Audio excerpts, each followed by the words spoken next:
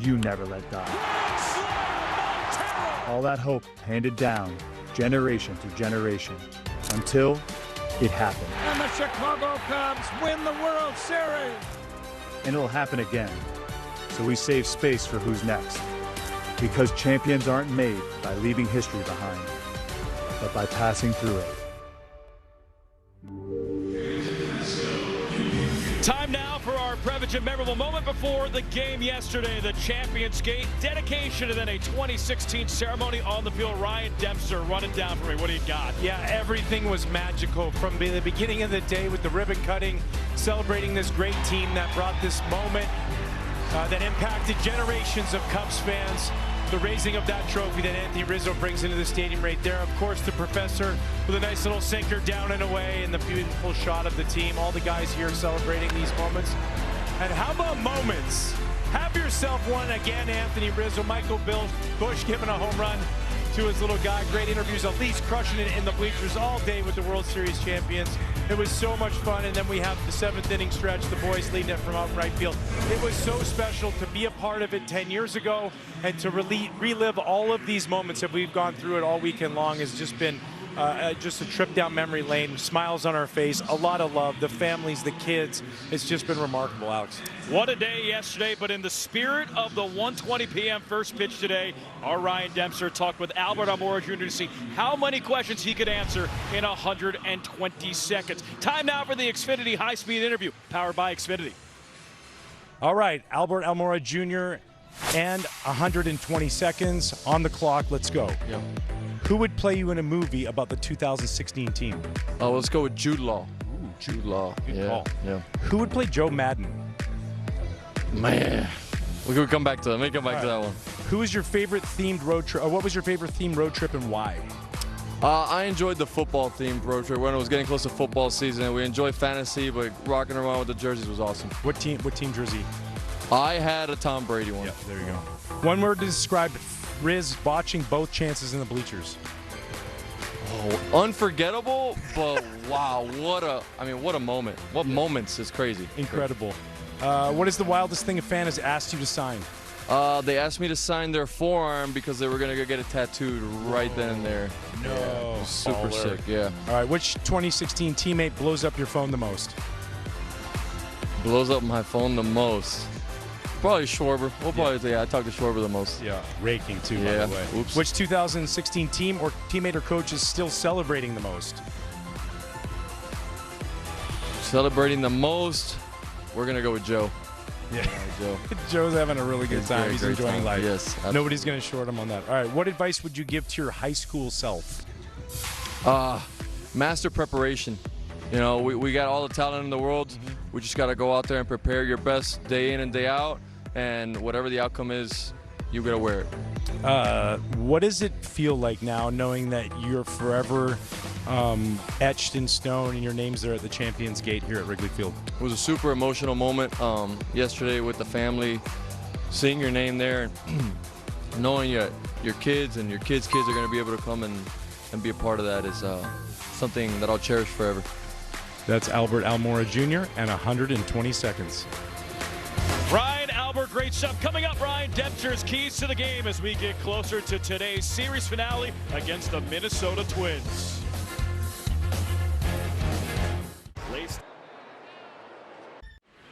Time now for our keys to the game, brought to you by your local Hyundai dealer. Demp, what do we got? Oh, Shota shines. I'll tell you what, it was a little smoky early in the week, wasn't it? But the sun is shining through, and so is Shota as he's gone out there his last 6 starts and dominated. Big day, Dansby. I don't know why, you get those feelings. Yesterday it was Michael Busch. Dansby Swanson, we saw he's capable of having those big games. I think he's due for another one today. And ride the magic, okay? The 2016 team was here in full effect all weekend long. Those guys down there feel that aura and presence that they carry. So take that magic that they brought to you and continue to run with it in the second half. What you just said about Shota, I want you to say that 5 times fast, okay? As I was saying it, I was a little hard. It was confusing. Shota Imanaga, starting lineups, first pitch coming up next. Wherever you live in Chicago Cubs Baseball Marquee Sports Network is brought to you by the Bob Lacurcio Auto Group. Going to like buying a car this way. By Circa Sports. and by your local Hyundai dealer. Find the dealer nearest you at buyhyundai.com. Cubs Twins about to get started here at Wrigley Field. Alex Cole and Ryan Dempster up here in the booth. And let's send it down to the star of yesterday's broadcast for the first time in today's broadcast, Elise Menaker. Can I just go sit in the bleachers again today? Hey, after the game yesterday, there was a trade made, and the Cubs, they acquired Aaron Savali from the Athletics, and they sent minor league pitcher Aiden Moffett to the A's. Now, there is some familiarity there with Savali. He pitched briefly with the Cubs last year, but really, Craig Counsell said before the game, this has to do with the innings puzzle. They have a stretch of 16 games coming up, and so obviously you need some arms in that situation. Now, Savali did have an IL stint, was activated about a month ago. He's had some trouble since then, and the Cubs, they are keeping an eye on that. They'll look at it, but of course, they need his arm coming out of the pen, and they'll have a little bit of length as well. Then I have some other positive pitching news for you. Jamison Tyone, expect him to be activated tomorrow. He'll make the start following him in the Tigers series, David Peterson and Colin Ray. More positive news. Love that. So Jamison Tyone, Aaron Savali looking to be additions to the Cubs pitching staff, bullpen, pitching rotation, whoever you need to get outs for the Chicago Cubs. Time for the Twins lineup, and it's brought to you by Ford. Looking at the Twins, Austin Martin, Ryan Jeffers, Josh Bell, 1, 2, 3. Royce Lewis, Victor Caratini, Cody Clemens, 4, 5, 6. Luke Keyshaw, Brooks Lee, and Ryan Kreidler, 7, 8, 9. And on the mound, Shota Imanaga, 2.81 his last 6 starts. He's got a high chase rate. 22 home runs allowed. The last start out, first time he hadn't allowed a home run in 10 starts. And just giving up those solo homers. When you can do that, when limit them to solo homers and damage, how do we do that? No free passes, make them earn their way on. Shota looking to keep his streak going of going out there and giving his team one heck of a chance to win the ballgame. Shota Imanaga on the bump for the Cubs. Avi and the Chicago Cubs are teaming up to strike out cancer. Roughly 241 Americans are diagnosed with cancer every hour. For each Cubs strikeout at Wrigley Field this season, Avi will donate $241 to Cubs charities. Avi, people, passion, possibilities. Shota Imanaga with 105 strikeouts this season. Looking to get a handful, maybe 2 more today. At least that. Shota Imanaga against Austin Martin. First pitch. This is ball 1, and we are underway from Wrigley Field. Series finale, Cubs and the Twins. Twins looking for their 6th consecutive series win. Into the air to right. Seiya. 1 out. It's now time for the Intelligence Center, powered by CDW and HP. Shota Imanaga, his last 6 starts, just a 25.3% hard hit rate. That's the 2nd lowest in baseball, next to Dylan Cease, who almost had a no-hitter a couple starts ago. Yeah, and that's a large factor of that is getting ahead in the count. You know, sometimes early on in the season, falling behind 1-0 and relying on a guy to chase a split. You just put yourself in those high leverage counts. Show the more you can attack the zone. You know, even if it's 1-0, right back into the count, 1-1, pound that strike zone. Shota Imanaga, his 3rd year with the Cubs. 2024 success, 2025 up and down. Another fly ball, this one shallow left field. Dansby Swanson foul ground, makes the catch, covered a lot of ground to get that one with the 2nd out of the inning. Now, Deb, you look at Shota from 2024 to 2025, 2026 this year. What type of pitcher have you seen as Shota Imanaga has been this season? Yeah, I think one that's constantly trying to make adjustments. Listen, he doesn't throw overly hard. We know that. He's not a high velocity guy. So he relies on command of the fastball and swing and miss, or swing to weak contact with that split finger. And I think, you know, for him, he's made those adjustments to be like, I can't rely now. Maybe they're not chasing. I need to throw that split for a strike now. I need to be able to throw it the other way. And there's just evolving throughout the course of the season that you have to do. Line drive foul ball. With Shota in 2026, you've seen velocity looks more like 2024 than 2025. And I know that 91.8 miles per hour might not seem like much to pitching in 2026. But last year, his velocity more 89 to 90. It's a big difference. 0-2. A lot of times when we lose velocity on our fastball, on our changeup or our split finger fastball, we tend to stay around the same. So when we lose 2 miles an hour off our fastball, now all of a sudden you go from 8 to 10 miles an hour to 4 to 6. That's not a lot for hitters, man. They will hammer that pitch if you make a mistake, whereas you get away with a little bit more when you have that extra couple miles an hour velocity. That's his average velocity on all his pitches this season. 91.8 on the fastball. See that splitter at 83.2. Okay, so 91 to 83, right? His splitter last year was 82, 83. There wasn't like a decline in his split velocity. So now if he's throwing 88, well, you know, if you go over to sluggers down the street and you're sitting in the cage long enough, you'll get to that velocity. But you add a little bit of thump, you got that. Strike three is what you get. 91 mile per hour fastball and a 1-2-3 inning for Shota Imanaga. Nice start, 0-0 here in the first.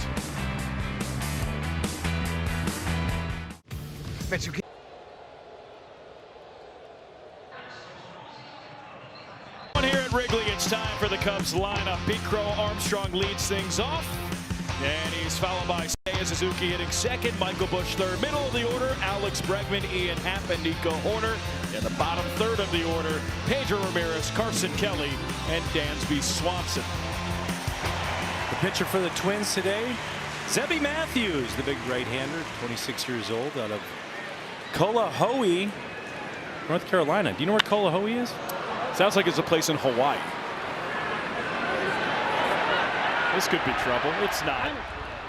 Ryan Kreidler had some difficulty finding the fly ball in the sky. Pete Crow Armstrong pops out. I don't know where that is.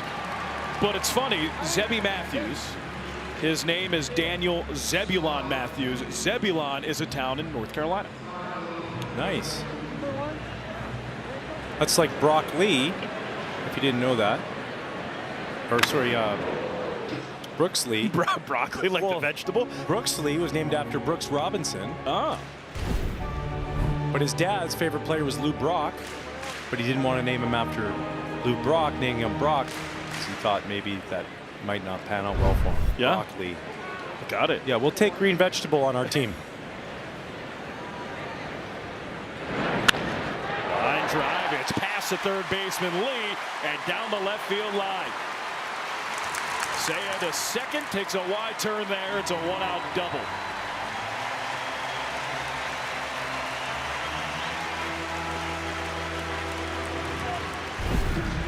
This double's brought to you by Elgin Hyundai, home of the 20 years and 200,000-mile warranty on every new car. We talk about the ball just jumps off Seiya Suzuki's bat a little bit different. Out in front, still 98.9 off the bat into the corner, and we got ducks on the pond.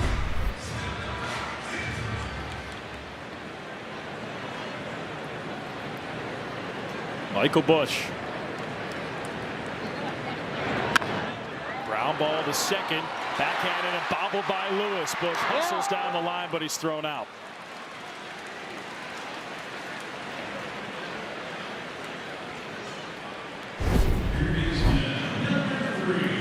Lewis, a shortstop by trade early on in his career, moved over to third base, now finding himself at second and getting that opportunity. That's always a tough play. If you talk to second baseman, go into your backhand. You can see he gets that ball in his front foot, but he keeps in front of him. No panic. Get him out first. Zebby Matthews, 4 pitches, 3 batters into the game. A called strike to Alex Bregman. And always rely on Nico Horner to take a pitch right on time. Bregman, a couple big games going into the All-Star break. That series against Cincinnati. Nico Horner. Yeah, Alex Bregman. Swing and a miss. Did you hear me say that? I didn't. Oh, I did. Yeah, people at home did. See, I'm a guy who tries to give you the benefit of the doubt. I'm a good person. No, I looked down and I just saw the take and I was putting the score in and I looked down. I was like, oh, what's Nico's hitting fourth? I didn't catch it. Could have fooled me. We all have moments. You just got to fess up to them. Honesty is the best policy. True.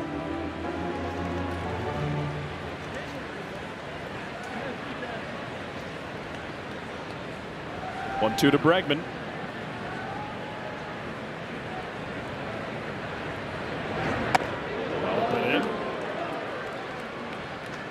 Look at Zebby Matthews. He has a 6-pitch mix, a 4-seamer, 95, 96 miles per hour.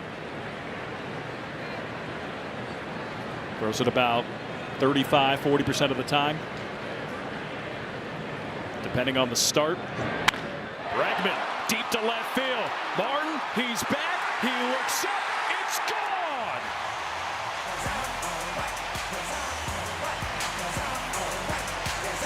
Two-run home run, Alex Bregman, 10th of the year.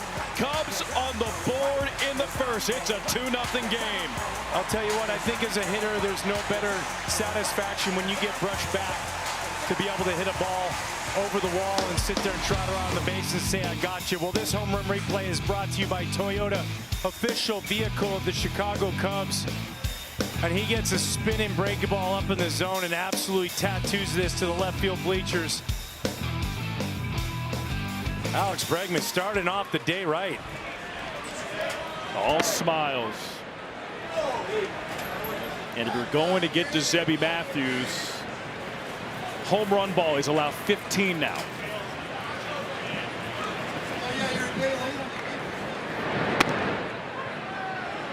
And we've seen a couple ace swings from Alex Bregman dating back to, as I said, that series in Cincinnati. Now here, 2 outs, runner in scoring position. He delivers. Yeah, I mean, just a pro. Like, is he having the start to his Chicago Cubs career offensively or statistically like he would like to have? No, but he's such a pro, and the #1 thing in his reason for coming here is to win, and that's exactly what the Cubs are doing. He's a professional. He works tirelessly in the cage. He leads by example, and when you stay the course and continue to trust that, you're going to come up with your own big moments too, and he just had one. Fly ball, foul ball. So for Bregman, home run number 10, RBI 42 and 43. Dating back to before the All-Star break, that is 3 homers in his last 5 games. Abs swings and misses strike 3, and it ends the bottom of the first. Alex Bregman puts the Cubs on the board.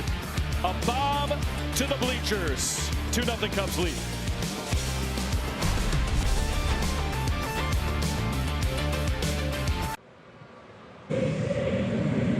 It is top 2, and the Cubs, they're up 2-0 thanks to a Bregman bombski. You know, it was over the road trip, I should say, before the All-Star break that Alex Bregman said, yeah, things started to feel good. Of course, we know he's been working hard all season long, but he thinks that he assessed the issue and has fixed that. And, you know, one of the things that we talked about in Cincinnati was the fact that he moved his arms, his hands away from his body. So he's just picking up cues so that he can be consistent in his approach. He's also consistent in that work. You know, when we asked Pete Crow Armstrong about him, he said he's a nut when it comes to talking about hitting, and he meant that in the best way, because he's the first guy, Bregman, that, you know, Pete was like, if I have a question about hitting, I'm going to him. And so, Demp, that's kind of picking up on the point that you made, that this is a guy who is a pro.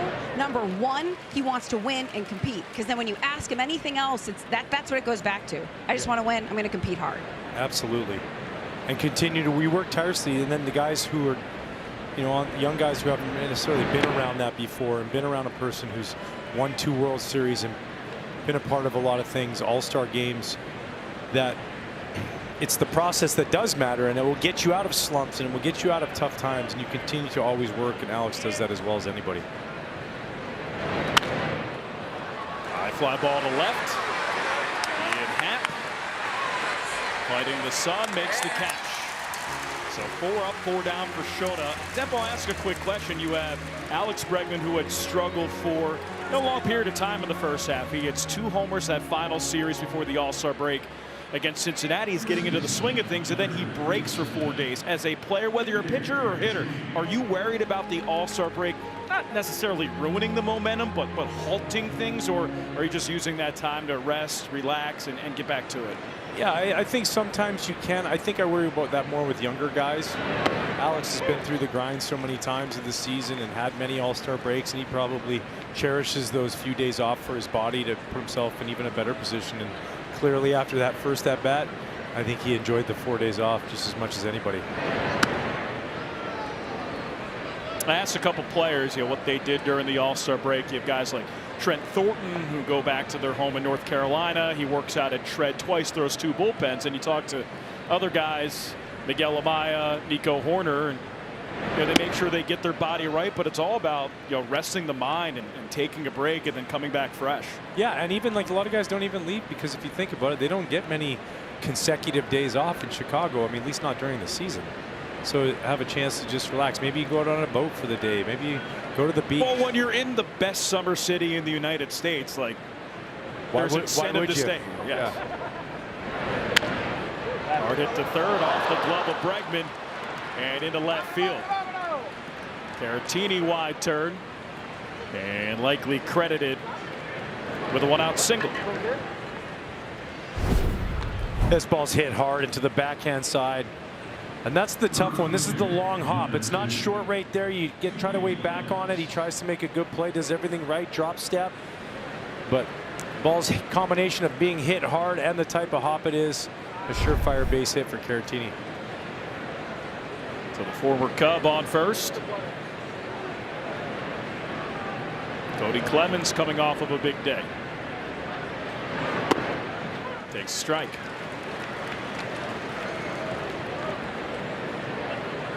85 games. Cody Clemens, 18 homers.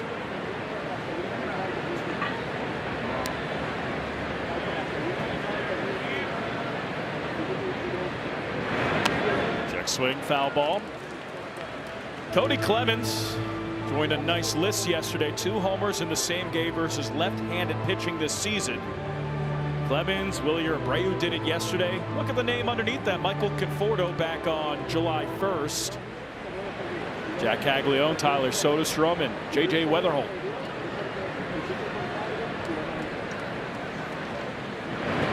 It was Conforto who hit the 2 home runs in that 8-homer, 23-run game against the Padres. Yeah, everybody was having fun in that one. Except the pitchers. Yeah. Particularly for the Padres. It's funny you talk about Cody Clemens, a guy that just, 2 things happen, right? Is opportunity, and then he mixed that with always being availability to move around the diamond. Finds more playing time, and he's seeing more production because of it. Grounded to first. Push to second for 1. Throw to first. Off the mark. Clemens busts down the line and turns what could have been a double play into a fielder's choice.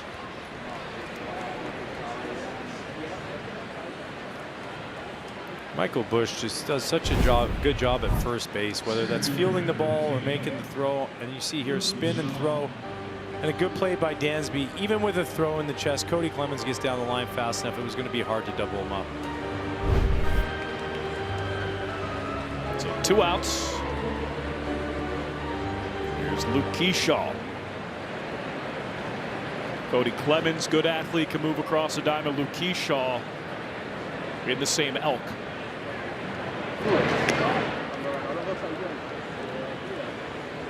And we see that yesterday.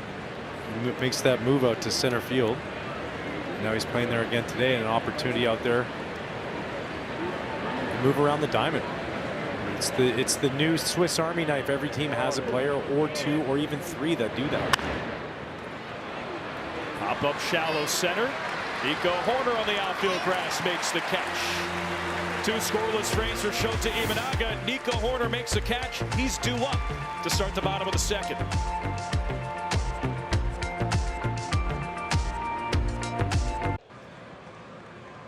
Alex Cohen, Ryan Dempster, otherwise known as Dempstradamus. He predicts the future. He is the future. Dempstradamus sees all, Cubs win all. I love that graphic. That is like, I think that might be my new screensaver. I'm going to get a copy of that. I mean, that was fun yesterday. You have moments when you're broadcasting, that's where you feel something coming on, and to have both the home run hitting to Riz and the double play in the 9th inning, and of all double plays, the old standard. That was a good effort there from Ryan Jeffers. The old standard 8-4-2-5-3 double play in the 9th typical. inning, with a bunch of guys running around like it was Ruben Rivera out there in the old Giants days. So, no, listen, whoever did that, I know it was out on the Twitterverse, so thank you for their Barstradamus. for sharing that because Dempsterdamus. Well, Barristerdamus was the one. So play on words. Yeah, it's just well done, and like, you know, you feel like that moment was so special, and I get to call that and be on the call and to have moments within the game that happen like that. It was ridiculous. I had a smile on my face all night. You know, Depp, I've seen you come to a lot of baseball games and see a lot of baseball. I don't think I've ever seen you that happy as you were yesterday. I was having such a good time. You know, for me, that 2016 team, you know, I always said I felt like I was on the 60-day IL with zero chance at a rehab assignment. Nico strikes out looking. You know, they treated me that way. I walked through the locker room. I had the respect of those guys. I just finished playing. I just won World Series with Rossi and Lester and Lackey in Boston a couple years before that. So, you know, to be around those guys and then the way they shared it with me that way, and the guys before me, the other guys, Rick and Jody and Gracie and Woody, and special, man.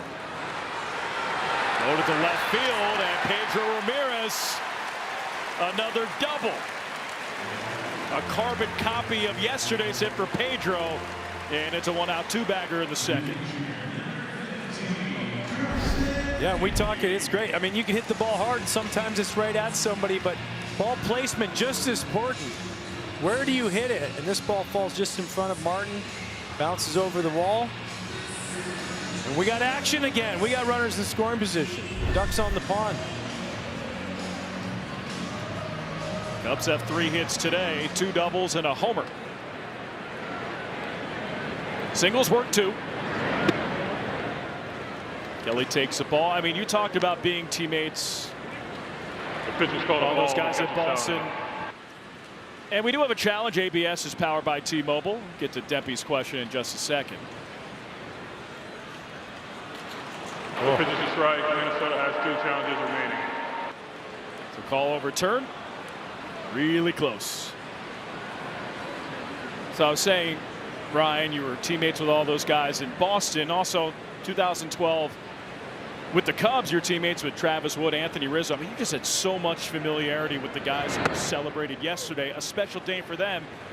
Had to have been really cool for you. It really was, you know, because I got to watch it from the bird's eye view.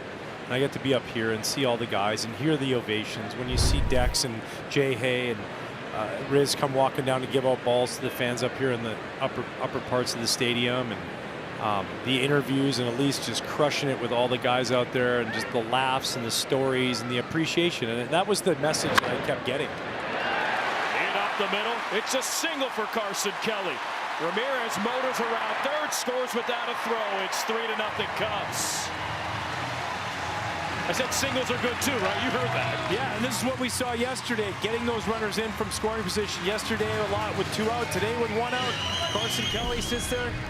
We saw the home run by Alex Bregman earlier. That was with 2 outs. But this one right here, line drive back up the middle. Ramirez freezes for a second to make sure he can get it on the left side of him, and he just scoots around third base. But this is what you love to see. It's great when the ball goes over the fence. We know that. But those RBI singles, they count for runs too. Carson Kelly, RBI number 33. Swanson swings and misses, strike 1. Yeah, so, you know, back to what we were talking about, just to see the love for those guys, because what they did as a group collectively, and what it meant to this city, to Cubs fans, you know, to a state, to a country. Popped up left side. Ryler goes back. Martin races in, and Austin Martin makes the catch.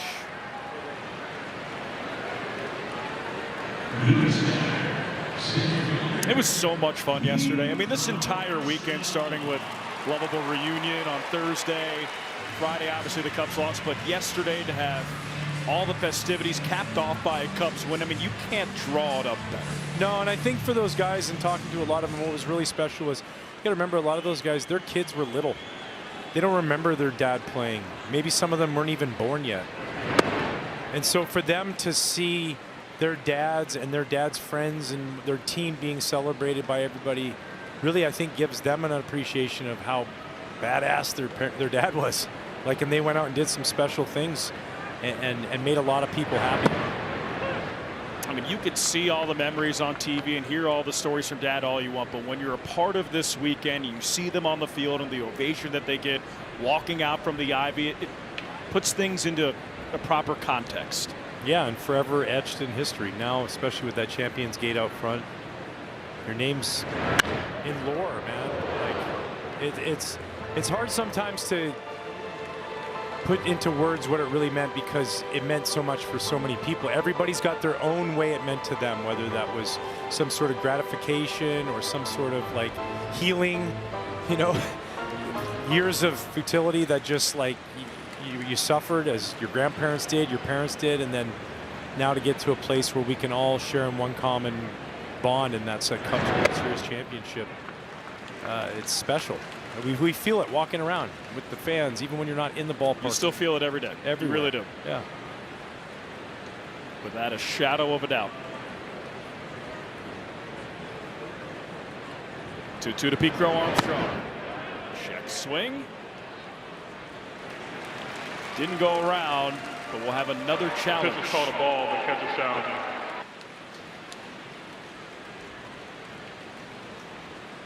ABS is powered by T-Mobile.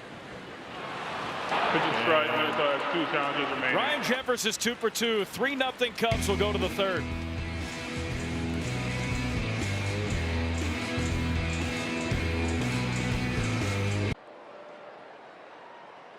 Top of the third inning here from Wrigley Field. Shota Imanaga 2 scoreless. Alex Cohen, Ryan Dempster, Elise Menaker as the Cubs look for a series win. Lost Friday, won Saturday, here on Sunday. First pitch misses high.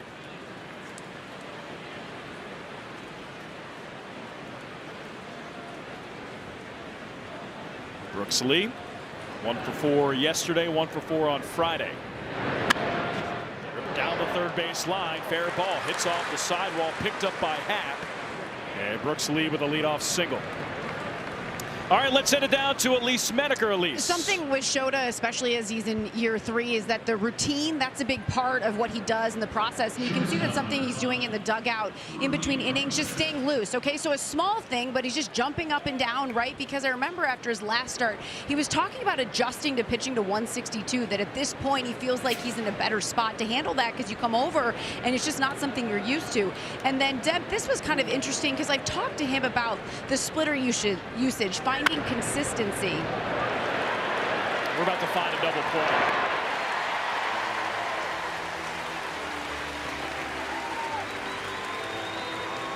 Just a smooth turn. Yeah, just one hop. Dansby's like, thank you very much. Perfect. Right in the chest of Nico Horner. Right in the chest of Michael Busch. That's textbook double play turning. All right, Elise, what do we got? And so when he's throwing that splitter, making sure that the arm doesn't slow down, that it's just like when he throws the fastball. And something he worked on in the offseason is that on release, he can feel if it's a good pitch, a good shape, which, Deb, I find so interesting, because when we watch, we're watching it as it crosses the plate. But as a pitcher, you have to feel that on release. Yeah, no doubt. And just the ability to, like, when the worst thing you want to do with any kind of changeup, and especially with a split finger, is slow up. A hitter, for whatever reason, their brains can pick that up right away, and then they end up taking a really good one. We see it. How did they take that pitch? Maybe I slowed up just a bit. And he's definitely found a good arm speed and the differential between the fastball and changeup. So yeah, he's done a really good job of adjusting, at least a real good job. And what's fun is if Shota knows that it's a good pitch coming out of his hand, odds are we will and the fans will, because he's so expressive on the mound with the pose. And yeah, and just like I always said the best pitch is like a hitter will always talk about when they hit a ball really far and it feels like they barely even touch the bat because it goes through the barrel almost. And the same thing for us as pitchers. When we're locked in and we throw a good pitch out of our hand, we know that that's a well-executed pitch. Check swing bouncer. Imanaga to first. A 3 scoreless inning start for Shota Imanaga. 8 pitches in that one. 3-0 Cubs.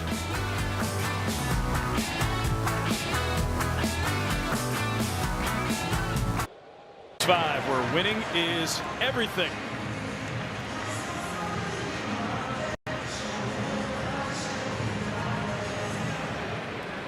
Fun start to today's game. 3-0 Cubs lead. 2-run home run Alex Bregman, RBI single Carson Kelly. Seiya Suzuki swings and misses. Seiya, double, run scored in the first.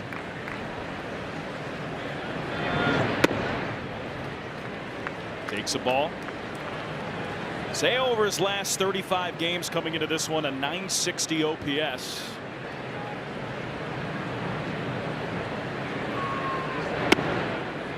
Called strike. Kind of pushes my narrative as Seiya goes, this Cubs offense goes.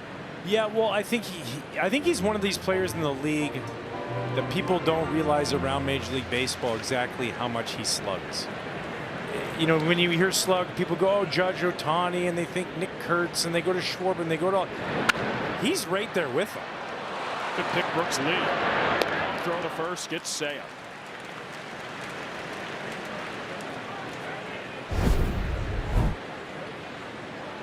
I mean, even his outs, this ball's scorched, and that's just a good play by Brooks Lee, former first-round pick as a shortstop. Hit it 104.6 off the bat, and Lee with the pick from the outfield grass and a strong throw.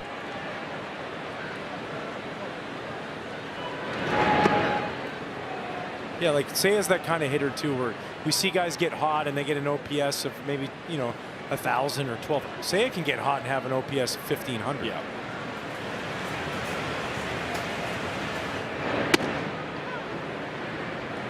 And Demp, Nico Horner agrees with you. He has said in the past that people sleep on Seiya. Like, if you watch his BP, you're going to be like, yeah, that's the best hitter on the team, because his BP, I mean, he's a power. Right center field for Bush, and Michael Bush with a single.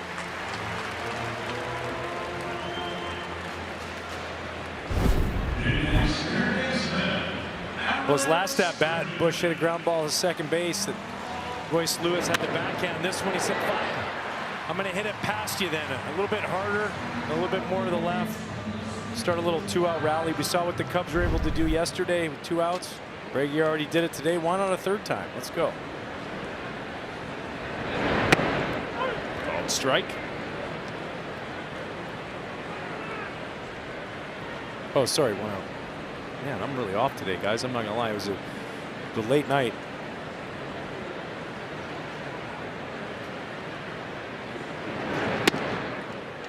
Just misses. It's the weekend of the 10th anniversary celebration. You get all the excuses you possibly can.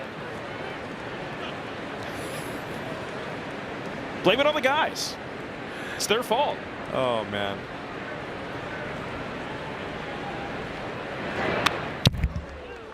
Foul back at the screen. How far did it fly? Brought to you by American Airlines. Alex Bregman, 10th homer of the year. 383. 383 feet later. And score your next flight at AA.com.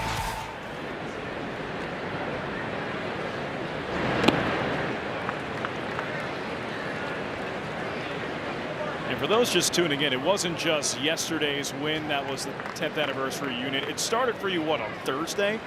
Now Sunday? I mean, this is a marathon, not a sprint. I mean, let's not kid around. I took a red eye from San Francisco on Saturday to Philadelphia for the All-Star Game festivities for 3 days. Got back for Noah Khan. Then we had the lovable reunion into this weekend of just gloriousness. So it's been a whirlwind of fun, and it's been awesome to be here up in the booth with you guys and calling these games and just watching the boys play great baseball. Get you a nap. Ball, foul ball. Like right now, I mean, although after my first couple innings, I probably should take one real quick and tighten things up. Right underneath the desk. Properly ventilated. This isn't Las Vegas during spring training, so I don't do that anymore. People don't forget. Larry Rothschild caught me taking a little nap there one time. Just taking a little tiger snooze. Yeah, well, it's his fault they pitched me on Friday night. You think I was really going to watch the Saturday game?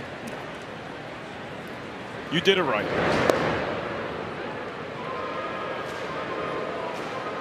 Some may call that the glory days. Bruce Springsteen would have.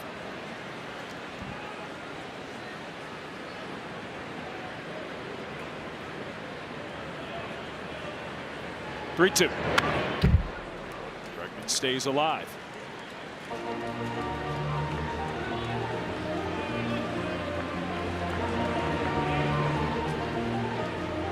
Between yesterday and today, Cubs have at least one hit in all 11 innings they've batted. Michael Busch on first with a single here in the third. Fly ball right side, and that's a souvenir in the seats.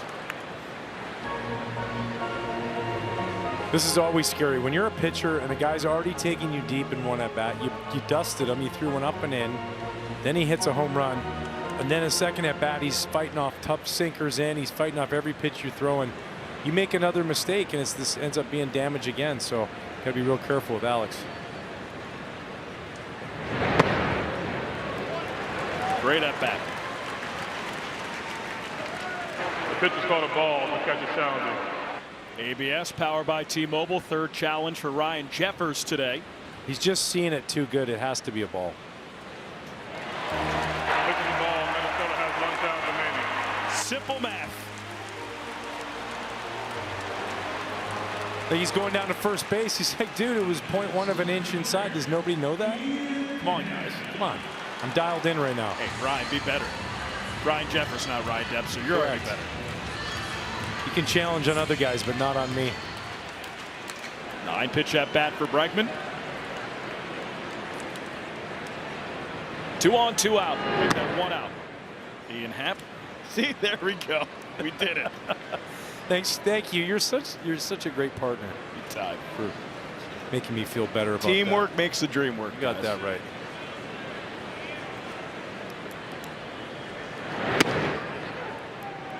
Called strike. Fastball 96. Making Zebby Matthews throw some pitches.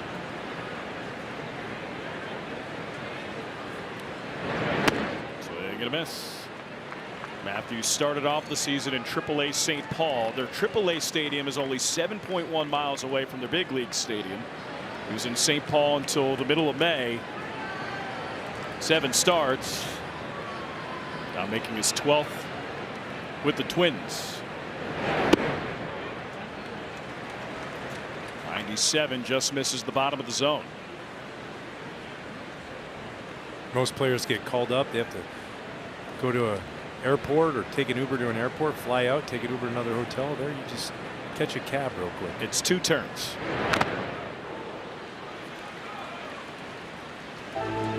Two lefts, or is it a left and a right? I think it's a right and then a left. Okay. If you're coming from St. Paul. So 1 right, then 1 left, and you're at the stadium. Got it.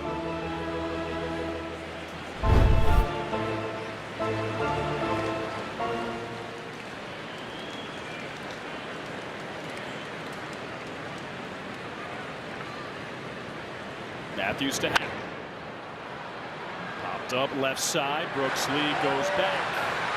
Runs out of room.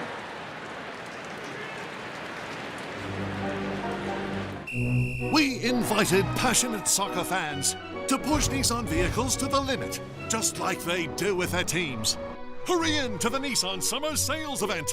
Now get up to $2,250 total customer cash on Kicks SR. So Zebby Matthews about to throw his 23rd pitch of the inning. 2 balls, 2 strikes, 1 out. I was just thinking about it. I mean, it's literally not that much different from Iowa to the Cubs. It's 2 turns. With a difference of 343 miles. But give or take. What's 343 miles between friends? It's not much. Tapper foul.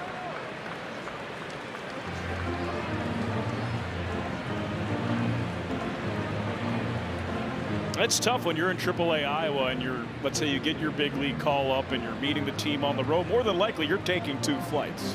Yeah, very true.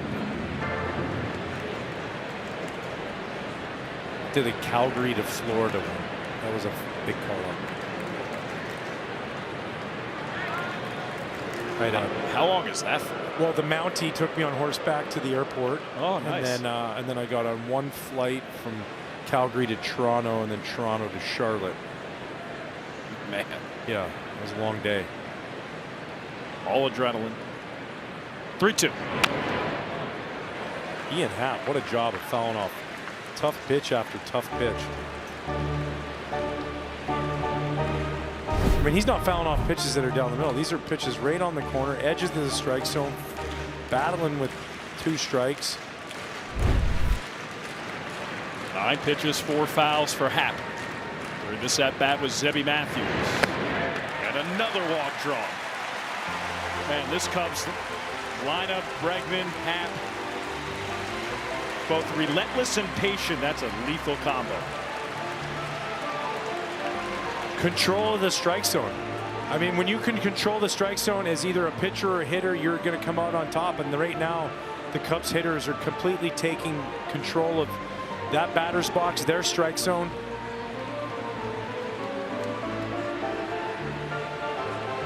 Even think about some of the strikeouts that have happened to him today. They've been on challenges, on pitches that are just on the plate, like inches on the plate. So grinding Matthews down, and then now all of a sudden he's sitting in the 3rd inning with 55 pitches on a hot summer day in Chicago. That's a recipe, or can be a recipe, for disaster. Cubs about to take their 133rd plate appearance with the bases loaded this year. That's second in baseball, second to the Twins. Go figure. And this is the first at bat with the bases loaded this series. Isn't that crazy? You know, that's the ebbs and flows. Sometimes it feels like you can hit 4 or 5 times throughout a series with the bases juiced, and other times you never know when it's going to pop up, and you get to have that moment. Bases loaded, 1 out.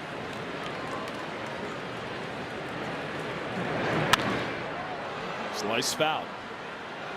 Nico yesterday 4 for 4, had an RBI single to right. For Nico, it was his first 4-hit game in over 2 years. April 16th, 2024. And the first Cubs player not named Pete Crow Armstrong with a 4-hit game this season.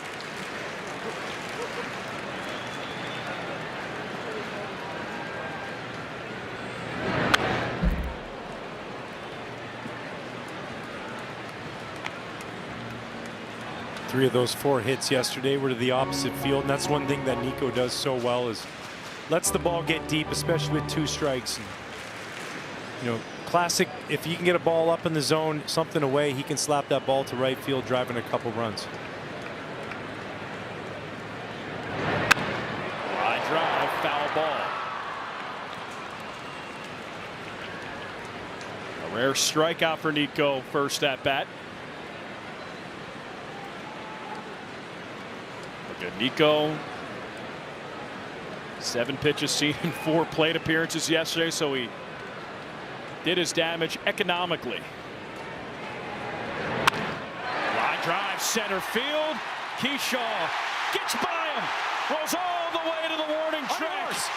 This could get fun. 3-run score. Nico Hoerner stops at third, clears the bags. It's 6-0 Cubs.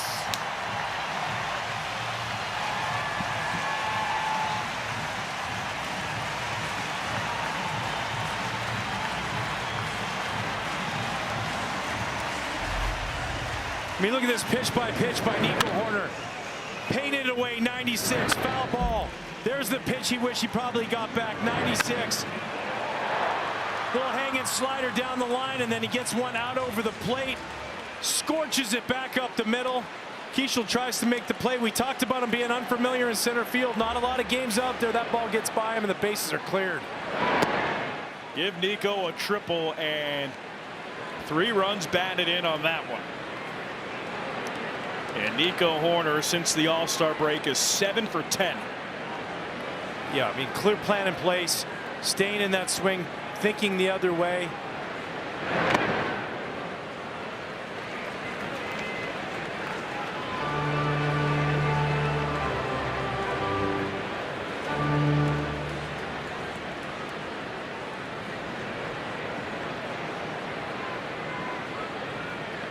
One.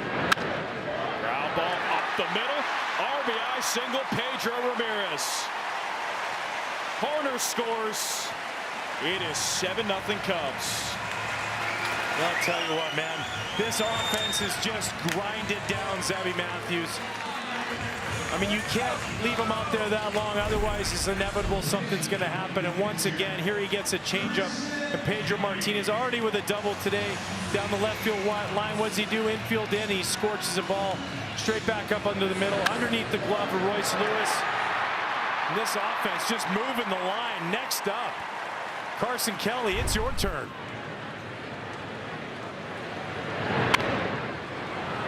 Popped up right side. Caratini, 2 outs. Deb, you know the saying, death by 1,000 paper cuts? And it feels like that's what they're doing to Zebby Matthews. Nico Horner with the triple. Triple song brought to you by Invesco QQQ, proud ETF partner of the Chicago Cubs. Yeah, I mean, you look at it. We already got 2 doubles, a home run, a single, couple singles, a walk, and a big, huge base clearing triple by Nico Horner. I mean, this offense is doing it all today. And we're only in the 3rd. 35th pitch of the inning for Zebby Matthews.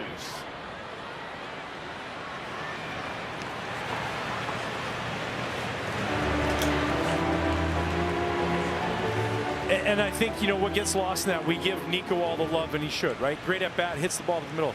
That's the at-bat by Alex Bregman. That's the at-bat by Ian Happ before that.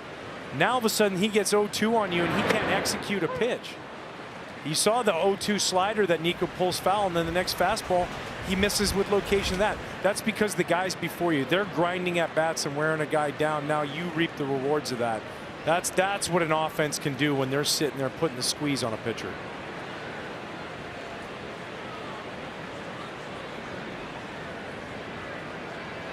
Happ and Bregman together, 19 pitches in those 2 at-bats. That's huge.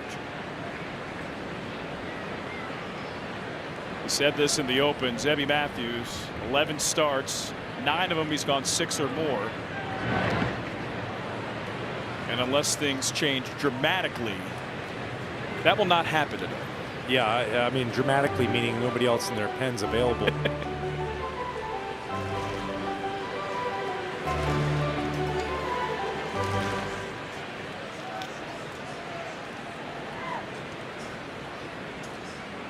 Seven 0 Cubs. 1-2. Here's Pedro Ramirez. Takes second.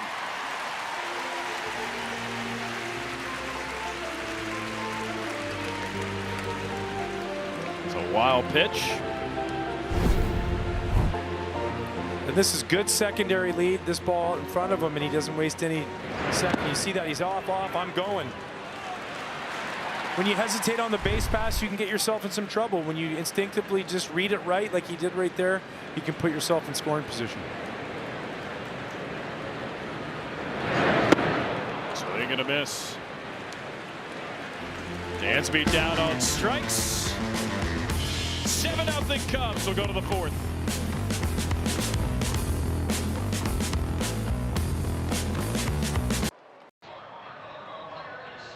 Figuratively, 7-0 Cubs. Top of 4 here on a beautiful day at Wrigley Field. Nico Horner, bases clearing triple. In the 3rd, Cubs have scored in every inning. Shota Imanaga, meanwhile, 3 scoreless. Just a bit outside. Maybe a tick high as well. That's always, it's fun when your team scores a lot of runs, but then you're sitting there for what, 22 minutes. Sitting in the dugout. You got to lock it back in. And Deb, don't shortchange him. 23 minutes. A lot of calisthenics. That's a good point. I mean, the difference between 22 and 23 is a lot. 60 seconds. Yeah. Start breaking it down that way, the number will get really huge. No, and that's the nice part about a warmer day where you can stay kind of loose, but you do have to move around it. Don't get sedentary.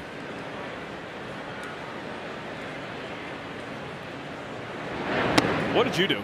Like, your offense is scoring at will, big half inning. How are you staying? Yeah, sometimes going in, like, you know, I'd go to the cage and maybe throw some balls in the cage just so that my arm was still moving forward.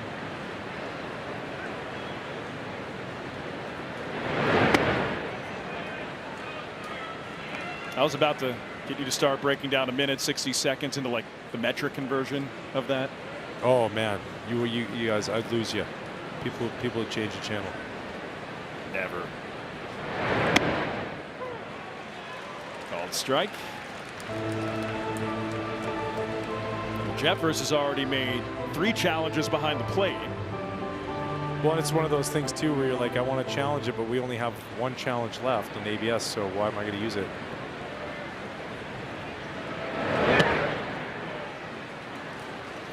Ball 4, leadoff walk.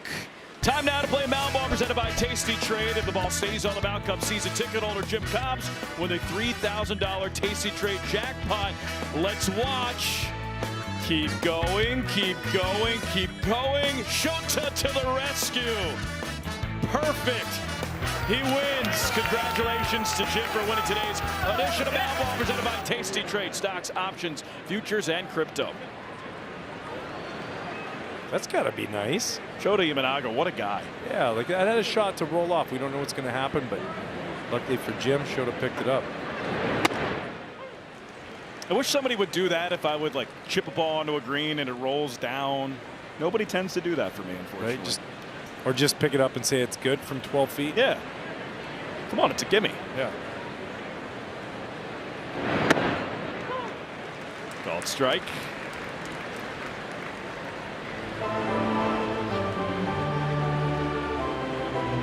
Bell struck out first at bat. Leads the Twins in runs batted in with 60.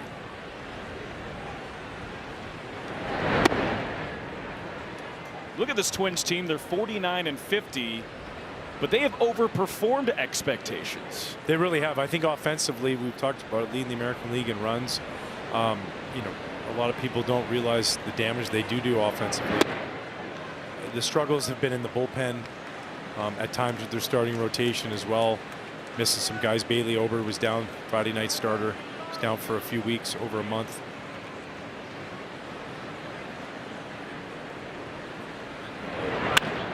Ground ball to third. Bregman is second for 1, over to first. Another double play. Second of the day for the Cubs. Well, you know how much I love a good double play, Alex. And speaking of Alex's, this one, Bregman, just a perfect feed to Nico at short. You just look at that. That throws 90 feet right across the diamond. It hits him right in the chest, allowing Nico to turn an easy double play over to Bushy at first.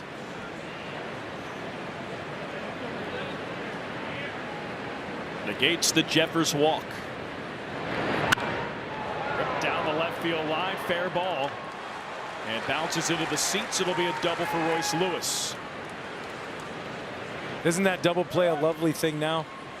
Like, that's a run scored, a little bit more action, but instead you get 2 out, nobody on, and you can afford that double. Royce Lewis, I mean, bat first guy, obviously former first #1 overall pick in the country for the Twins.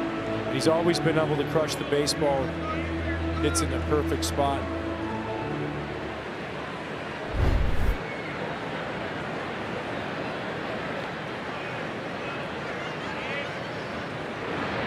Swing and a miss. For Royce Lewis, it's been an up and down season, literally. Started the season in Minnesota, really struggled, got optioned to AAA St. Paul, was there for about 2.5 weeks, absolutely tore the cover off the ball. Comes back and is the Royce Lewis of old, middle of the order impact type of hitter. Yeah, and I mean, it's always been there, right? You're not the #1 overall pick in the country if you don't have that skill set. And the biggest thing for him over the course of his career early on, injuries. Hurt a lot. From major injuries to little ones, and when you miss that much time, it's hard to stay locked in when you're constantly on the shelf. And you know, I think maybe just going through spring training, it was a struggle for him. Didn't get off to the best start, but he's found himself back to his form of old. 1-1. Good pitch by Shota.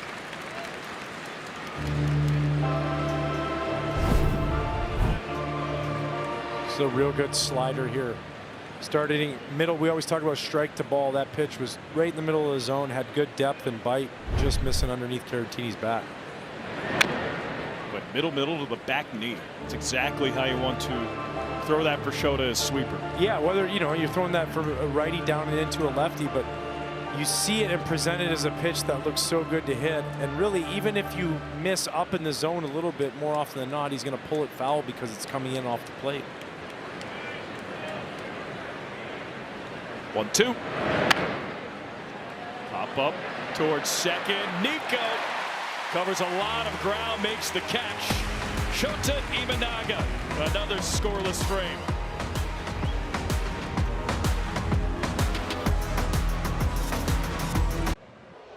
Go has your game recap every morning. Tune in tomorrow at 6, 7, or 8 a.m. for highlights from today's game, or catch it anytime on the Marquee app or on YouTube. A perfect day in the bleachers. Alex Cohen, Ryan Dempster, Elise Smedeker, series finale, Cubs and the Twins. Cubs up by a touchdown and an extra point.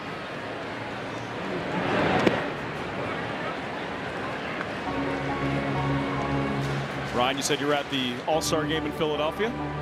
Yeah, I got to see, Pete getting his flowers. Deservingly so. As the Cubs, yeah, 100%. I mean, there's a lot of people saying he deserved to be the starter, but that's the voting process. We can all go through that, but he definitely 100% deserved to be there. And he's so gracious with his time with everybody. We had a fun little talk back when we were had him mic'd up for intentional talk. It was just a blast seeing him have so much fun. High drive left center. Pico Armstrong one-hops the wall. Gets to second, first hit of the series, a leadoff double in the fourth for PCA. And boy, oh boy, does that have to feel good, Pete. Obviously not a hit out of the All-Star break yet. But when we see him doing this and taking pitches the other way like this, I mean, this ball is absolutely scorched. Down and away, well-located heater. Easy double play, double form, just cruises into second. Cubs are back in action. That swing right there is the difference of Pete Crow Armstrong in 2026 rather than 2024, 2025. Low and away, and he hits that 106.6 to left center. And it's just such a small thing, like for hitters, when you as a pitcher can get them out in front on their front foot and hopefully off balance, that's when you get to take advantage of them. But when they're locked in like that and taking the ball the other way and driving like that, now they got the advantage.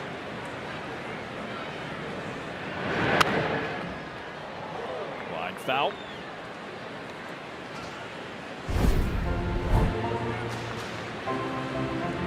Oh man, Seiya wants that one back. You can see that right down the middle, and he is not happy about that.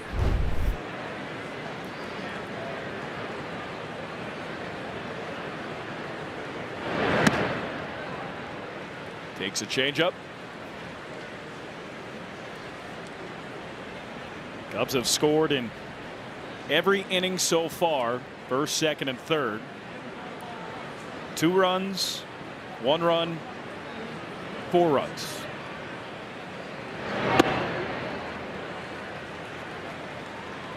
So from 0-2 to 2-2.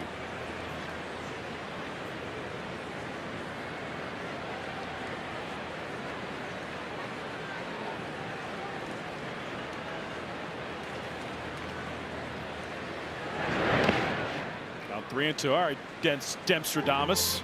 3 balls, 2 strikes. Say what happens here. Think long and hard about this one. I'll give you about 4 seconds. Okay, well, if he throws him a slider and it's a strike, then that ball is going to be hit in a gap or a corner. If it's a fastball, it's going to get fouled off.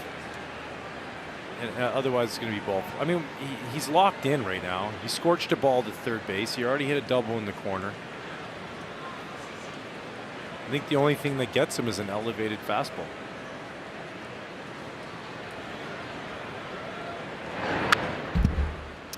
Fastball, foul ball. You're good. That was Freddie Gonzalez, a former coach and at one point manager with the Florida Marlins for a short period, but later went on to the Orioles and Braves. He said that it was something like 64% of first pitch 3-2 pitches are fouled off.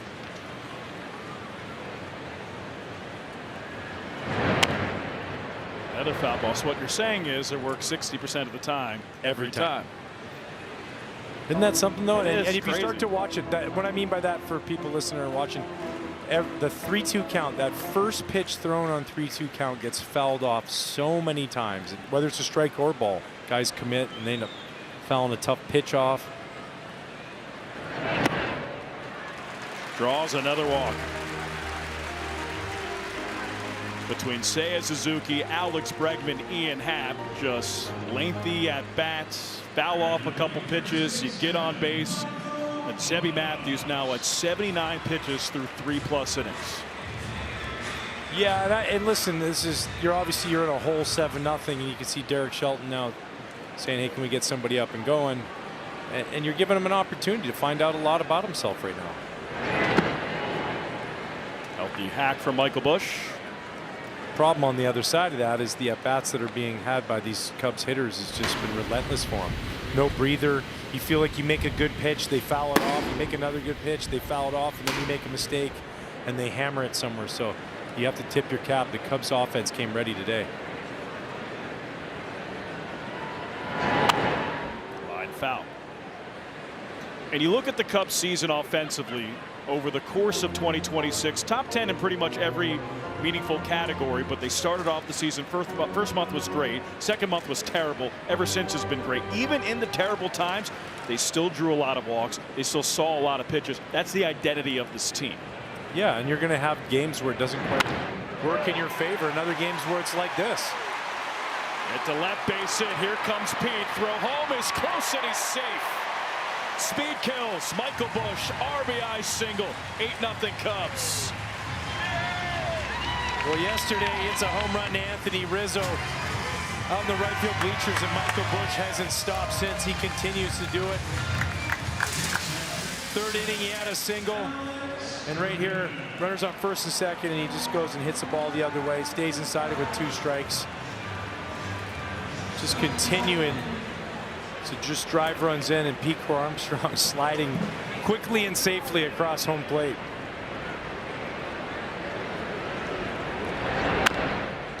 Chop foul. This slide is brought to you by Wisconsin Dells. Plan your getaway at wisdells.com. Let's watch Pete Crow Armstrong run, and let's watch him slide. Smooth.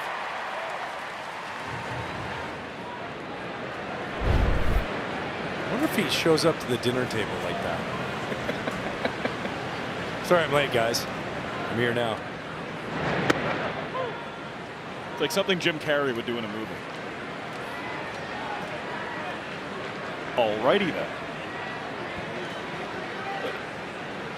Oh, I got a good cackle out of you. What a day. 8-0 Cubs.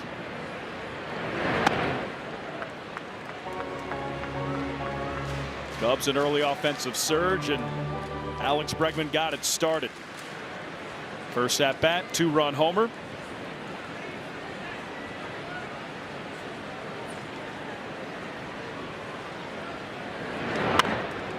Flare foul.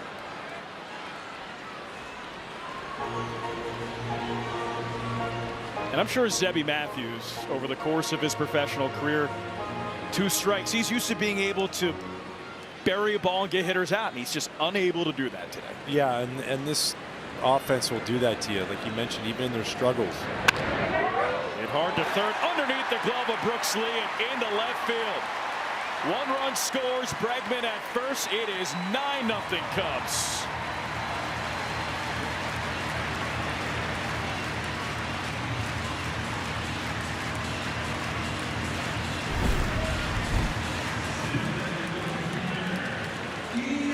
Ball running in on Bregman, pulls his hands in, hits it pretty hard, 97 miles an hour off the bat.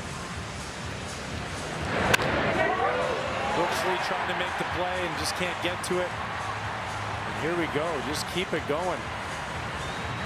So ruled as an RBI single. Bregman his second hit. And that's the end of the day for Sebby Matthews. Pitching change is brought to you by Lakeside Bank. Lakeside Bank, it's about time. Pitching change in the bottom of the 4th. Cubs trending inside the Marquee Sports app for all the top highlights, interviews, and must-watch moments all season long. Presented by Jeff Vukovich, your local Nationwide insurance agent. Visit jeffvuk.com. Nationwide is on your side. New pitcher coming in for Zebby Matthews is Travis Adams, making his 19th appearance of the season. Yeah, 24 2/3 innings, 25 hits given up. ERA north 6 at 6.20. He's got some swing and miss in the arm. He has 32 strikeouts, so he's got a high strikeout rate. He will swing and miss, but command being issue at times. The good news is the Cubs are up 9-0. The bad news is Alex Bregman's single as we went to break was ruled into an E5.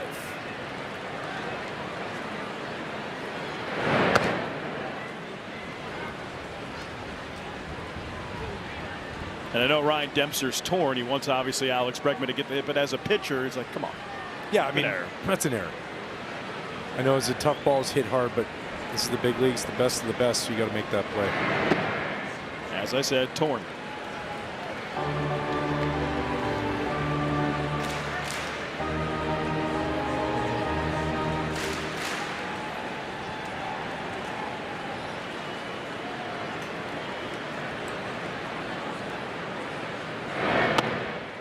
Strike.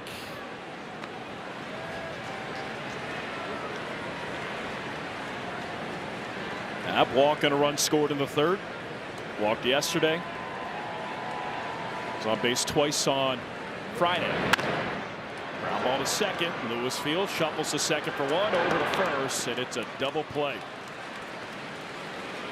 So now 2 outs, and today is the last day to get your Cubs Charities 50-50 raffle ticket with a current jackpot of over $141,000. Get your tickets now through the end of the game at Cubs.com/raffle from a raffle ambassador at Wrigley Field through the 8th inning.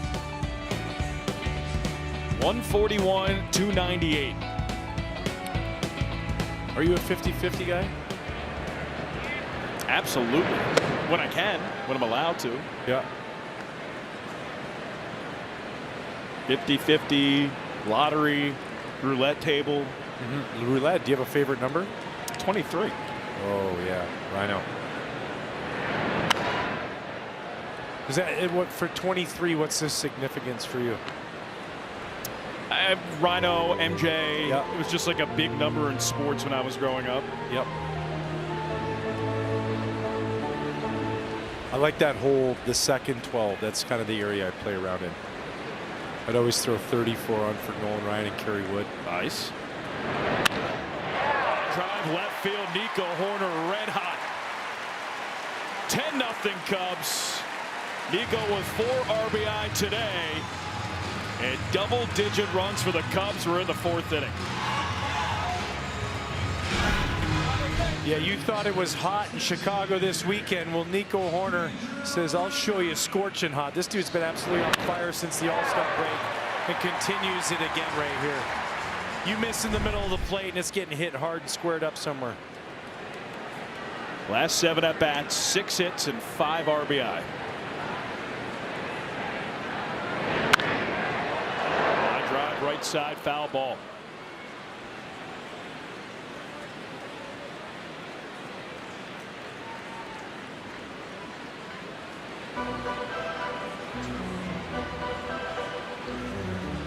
Nothing Cubs.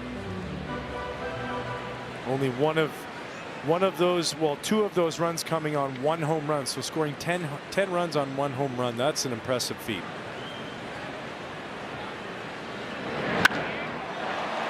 Hit well to center. Keyshaw back, makes the catch. 10-0 Cubs. More runs, more fun. On to the 5th.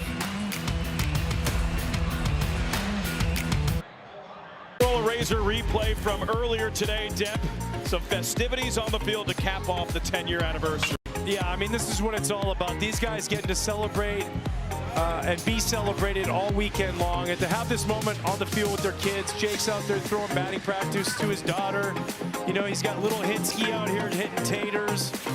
That's just what it's all about. And like for these guys, you know, it might not be another 10 years till they all get together like that, and they were inseparable all weekend long and just having the best time and getting to celebrate that with their mom and dad or their wife and their kids.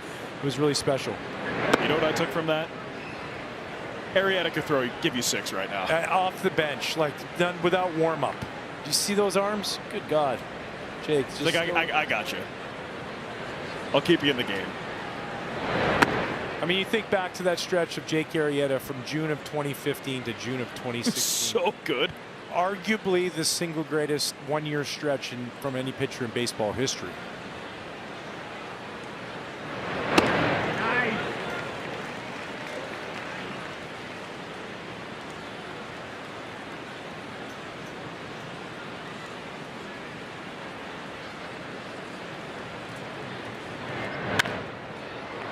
Ball to right, but playable. Seiya in, makes a catch. Speaking of Jake, just an absolute beast from June 21st, 2015 to June 5th, 2016. 25-2 with a 119 and 2 no-hitters. Yeah, absolutely. Opponents hitting 161, and the slug wasn't far behind that. You know, like, he absolutely dominated major league hitters for a one-year period. He did it for a few years on a next level, but that was out of this world what he did in that stretch, and ultimately leading the Cubs to a World Series. I mean, you talk about the no-hitter in LA. 6 starts later, he does it in Cincinnati. He wrapped it around. So, I mean, he was just so good and so dominant. Every single time he took the mound, you thought he was going to throw one. What gets me in 2015, 22-6 with a 177. Year that he won the Cy Young, he wasn't an all-star. Yeah, unbelievable second half. Actually, front runner for the Cy Young that year was Zach Greinke, who had a really good second half as well. But Jake dominated from the All-Star break until the end of 2015, all the way down through that one-game playoff against the Pirates. I mean, he was just, it was an unstoppable force. You knew it was win day every 5th day. Third, Bregman gets the speedy Keyshaw. And like making a baseball move like other people didn't. The cutter that he had, his sinker would start away and run in on you as a right-handed hitter. I mean, the big curveball he had, it was just pure filth. It was balls going in all different directions. You couldn't time up any single one of them. It was plus stuff, mid to upper 90s. You know, and then the presence as well, that what he carried on the mound, that was a big factor in all of it too. Is it fair to say that while he is very much appreciated in Chicago and the rest of the baseball markets, he might be a little unappreciated, especially his prime? Yeah, I think so. I mean, I think, you know, here obviously we know what he did, and we got to see it on the grand stage in the World Series. But, you know, before that, his struggles in Baltimore, coming out of TCU, and then just having an opportunity. We talk about that all the time.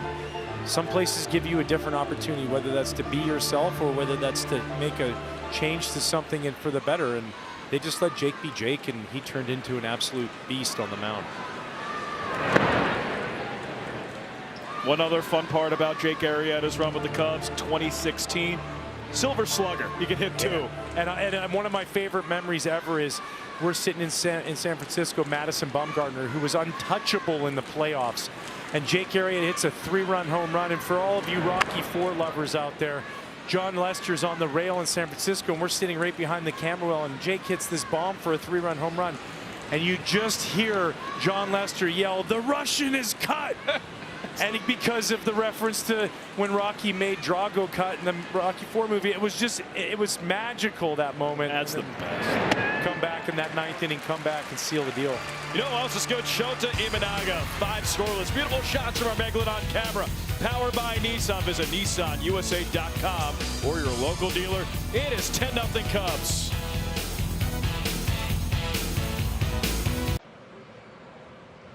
Monday to celebrate Greek heritage, fans who purchase tickets through Cubs.com/specials receive a special edition Cubs Greek heritage jersey. Do not miss out on this offer. Love the jersey, love the music. Yeah. You ever been to Greece? I have.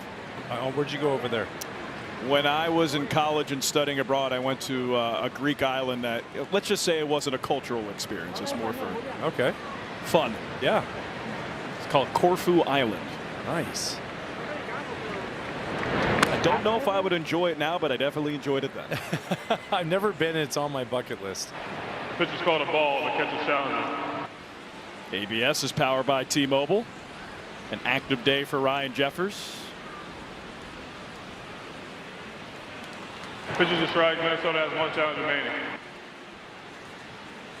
You know, Ryan Jeffers is back there going, I know it's 10-0, but I gotta keep locked in, and I love that, because It's easy in these games to give away at bats, moments, but these continue to be areas where you show yourself as a true big leaguer. Well, also as a catcher, it's showing your pitcher, it's like, okay, I know that it's 10-0, but I got you. Yeah, and like, just because it's 10-0, those aren't your 10 runs. You know, like, he's having his own individual inning or outing within the game, so that you're going to be there for him.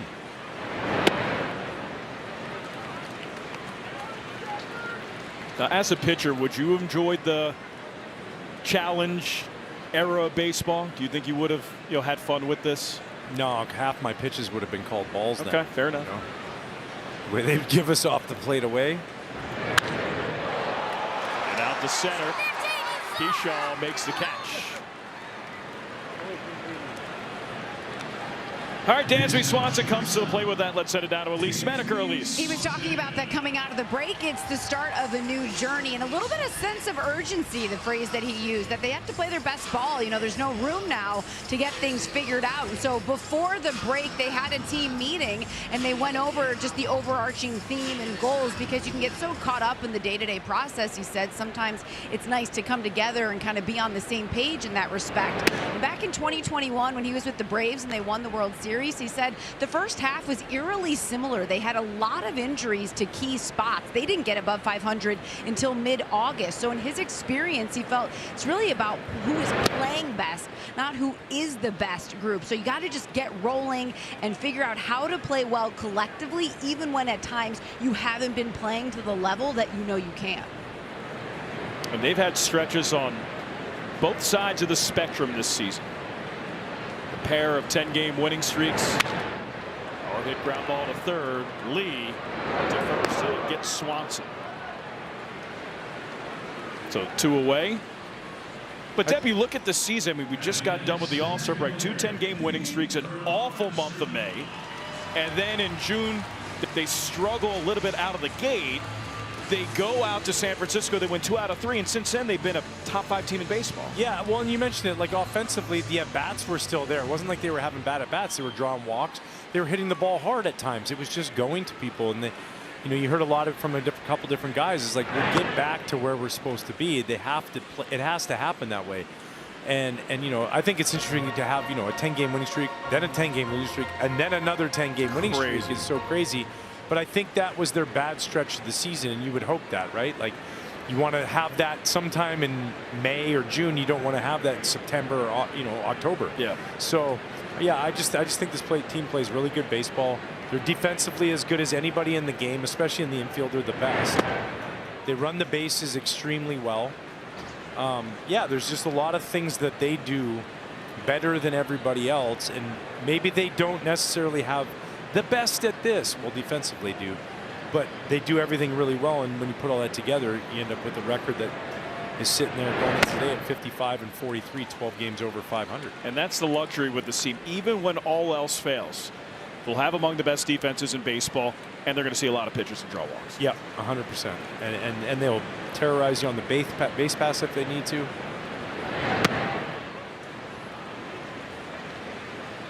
Led by this guy. The Crow Armstrong today, opposite field double, runs scored, 21 homers, 25 steals. And incorporating that into his game, not chasing. Yeah, I mean, we talked about it yesterday. In this season alone, he's already surpassed the amount of walks that he had in the previous 2 years combined. So, the ability to do that and now start to really control your strike zone, now you take yourself to elite. Strikes out swinging there. And a 1-2-3, bottom of the 5th, 10-0 Cubs lead.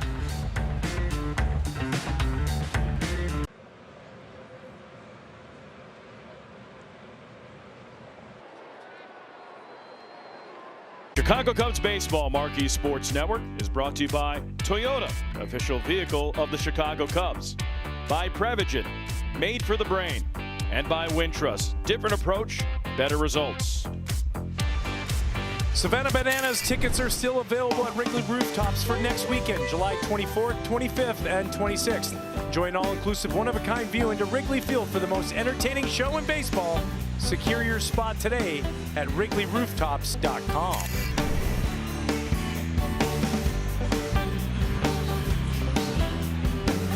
awesome view.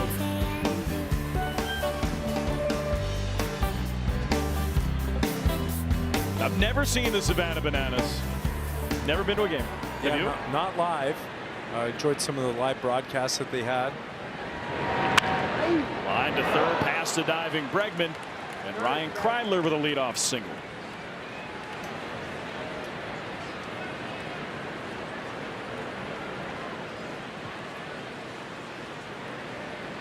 You know, we talked about the process and like guys being true pros. It's 10-0. This dude hits an absolute rocket by Alex Bregman. Okay, now watch as he dives and sits here. Mad he doesn't get that. That's the kind of stuff. That's a leader. As a pitcher, you see that. As a team, you see that. Score's not going to dictate how I play the game. I'm going to continue to try and be the best teammate I can. I just love that reaction. Bregman got the scoring started in the first, 2-run homer. And with Alex defensively, I mean, you could talk about everything that he's done or hasn't done at the plate. From a defensive perspective after April, he's been one of the best defensive third basemen in baseball. Yeah, I mean, experience, right? He's seen everything. He knows how fast the ball is coming. He's got his, his internal clock is so good. Where to be positioned, the count adjustment. I'm going to slide over on a step. All of these things that he's gained over years and years of being a star in this league. So, yeah, it's no shock to me. He's always looking to find improvements in any area he can. Pop up right side, foul it out of play. Alex Bregman defensively is outs above average, among the best in his career. Best team OAA since 2016. I mean, we're in July, already 42 outs above average for the Cubs defensively. This pace is prodigious. Yeah, and what gets lost in all that, we look at the infield and you go around, every one of those guys could win the Gold Glove. Pete in center, of course. Ian's done it in left. Behind the plate, Carson and Miguel do such a great job of throwing down to second, pitch framing, all that stuff, keeping balls in front of them. That's where it starts, right? Defense starts behind the plate outwards, and those guys kind of unsung through all their teammates with shiny pieces of metal on their mantles that look like gloves. They don't get the credit where credit is due, and they do a phenomenal job behind the plate. So yeah, defense will win you championships.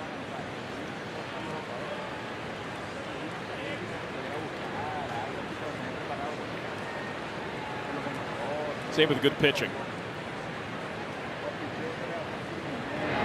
Swing and a miss. Strike 3.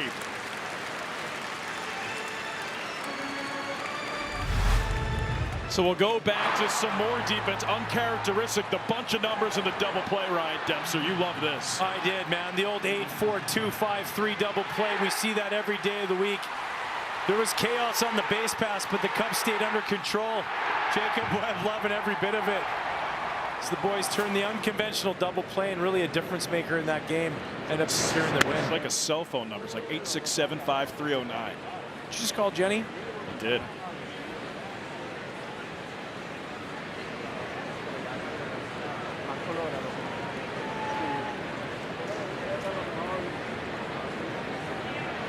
What up?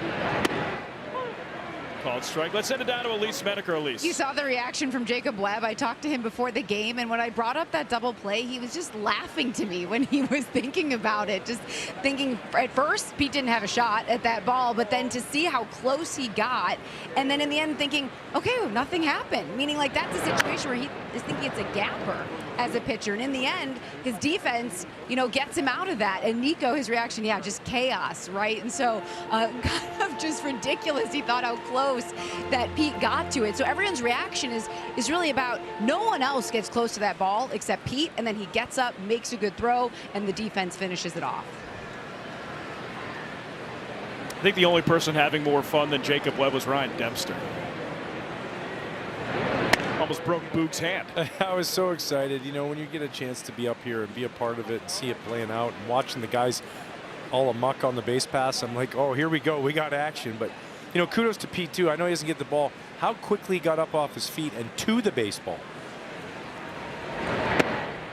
Wave and a miss. Strike 3. Back-to-back Ks for Shota. So many times it can be so easy to, kind of in these situations, I don't know, not bear down enough, right? You're winning 10-0, but Shota's just continuing to make good pitch after good pitch.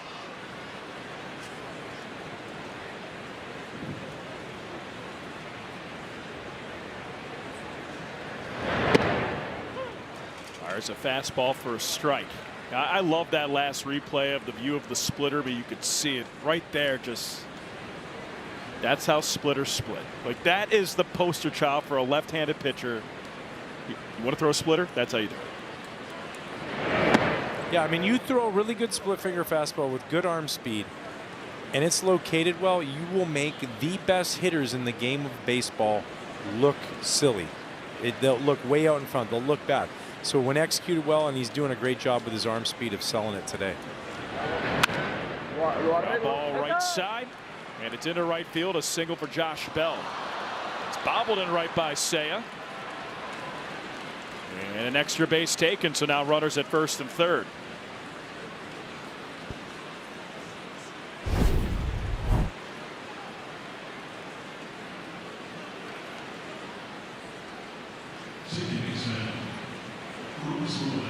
Single and an E9.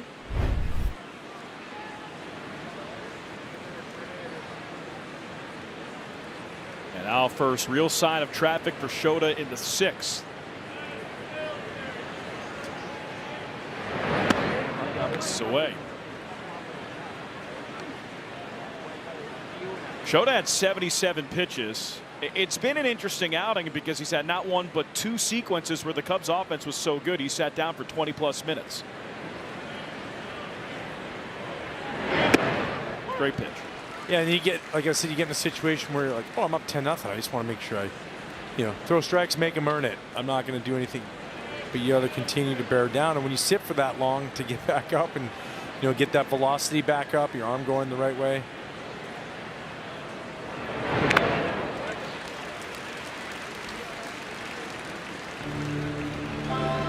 There's a splitter that got Royce Lewis well out in front. And another one here, good splitter. Now you see that ball is kind of like knee high. If he could throw that same pitch just a tick lower, I think you get him out in front. 1 ball, 2 strikes, 2 outs. Imanaga fires upstairs. Got a little more behind that at 92 on his 80th pitch.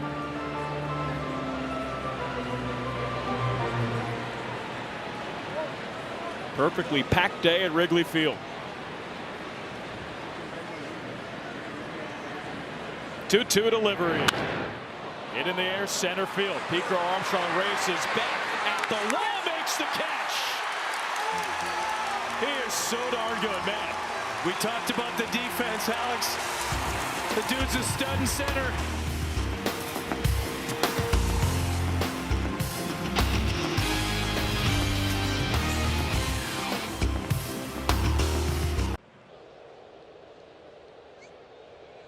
Baseball presented by Fast Play from the Illinois Lottery. Download the Illinois Lottery app to play today.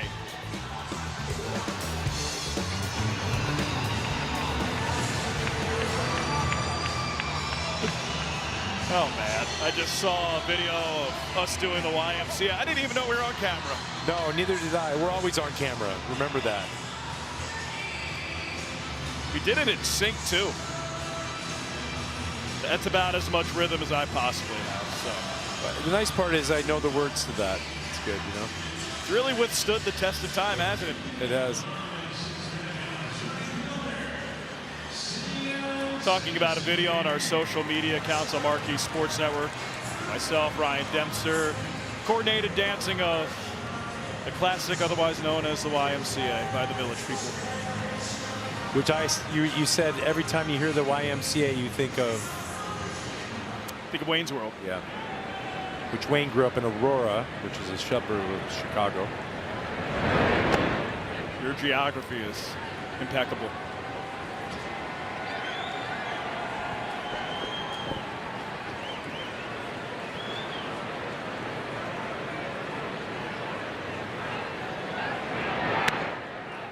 This is away.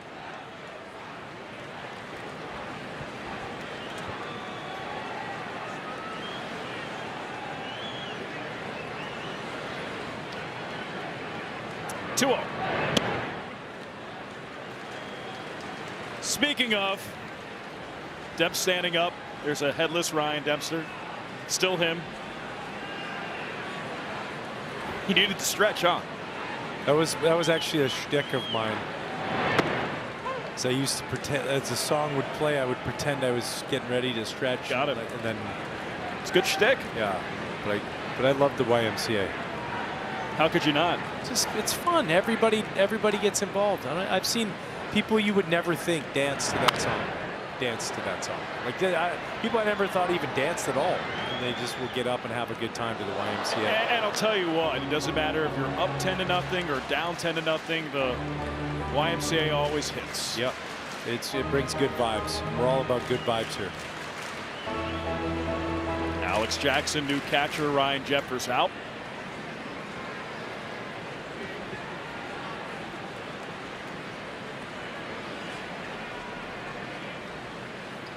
Ryan Jeffers, a name that has popped up in some trade rumors. That being said, if you're the Minnesota Twins, it's an interesting spot. They came into the game 49-50, just a game back in the wild card, 3 games back in the division.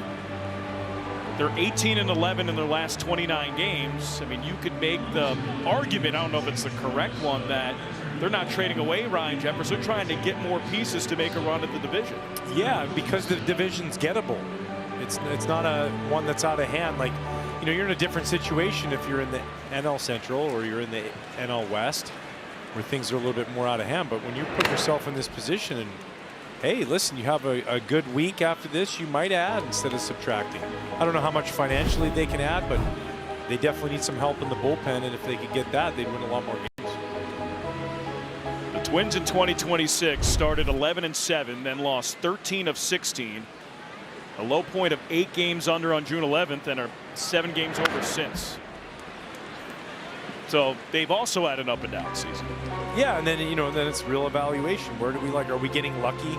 Are we getting games because balls are falling in, or that our pitchers giving up rockets and they're getting hit to people? All those things factor. And what can you take on? What are you willing to give up? Another good at bat from Seiya. It's just like look at what the Cubs have done. They've put themselves in a position that they should be adding. There's going to be pieces that they probably can help you. Starting rotation with guys being out the way they have, losing Cade Horton, no Justin Steele, the health struggles of Cabrera. So yeah, they, you know, both of these teams could be teams that are obviously adding at the trading deadline.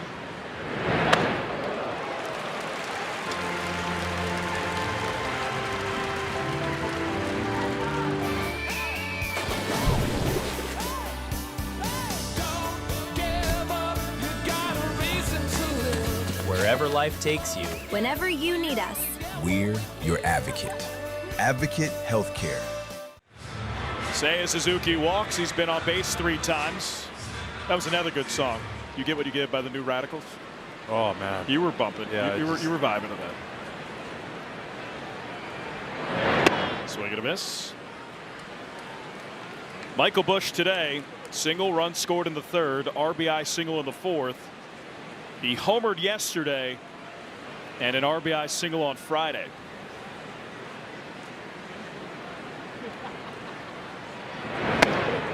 And you could see this offensive surge coming from Michael in that last series before the All-Star break. He was hitting the ball hard, really the last road trip, and just running into some terrible BABIP luck.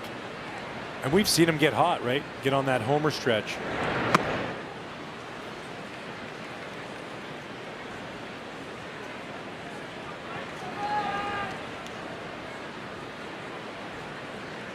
Busch this season got off to a slow start. Really started turning it around middle of April. OPS above league average, 771. Career high walk rate.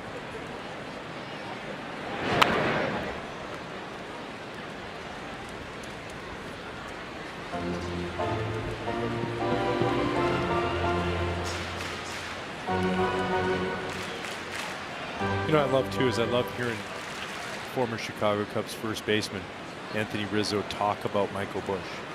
You know, when you're Riz, you're an icon here at first base, and so when you leave and somebody fills that spot, to see somebody like Michael Busch play the game the way that he does makes Anthony feel pretty good.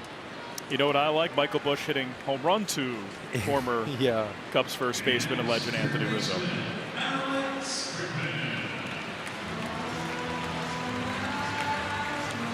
You couldn't write a script better than what happened yesterday. That was so much fun to watch. No, top to bottom. If you were Steven Spielberg and you're like, I got an idea for a movie at Wrigley, let me show you something.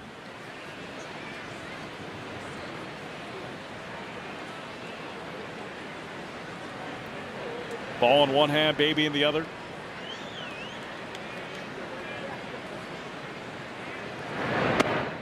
Inside, Statcast powered by Google Cloud. First inning, Alex Bregman, two-run homer. Exit velocity 101.4, distance 383. Souvenir City to the bleachers. Yeah, 101.4 might be soft rock on the radio dial, but that's a scorched baseball here at Wrigley Field by Alex Bregman.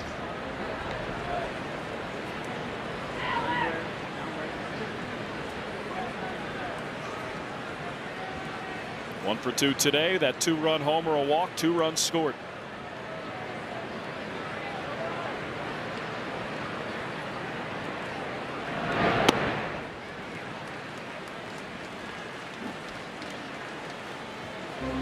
You look at the Cubs, top of the order now. PCA, Seiya, Busch, Bregman, Happ, all with double-digit home runs this season.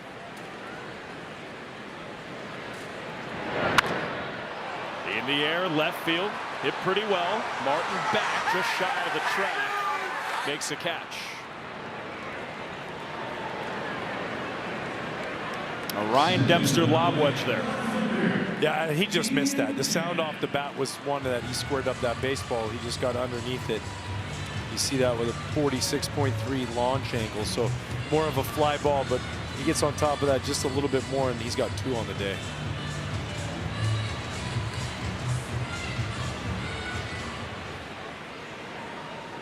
Ian up, 2 outs, bottom 6. The fly ball, shallow left. Martin ranges in, long run.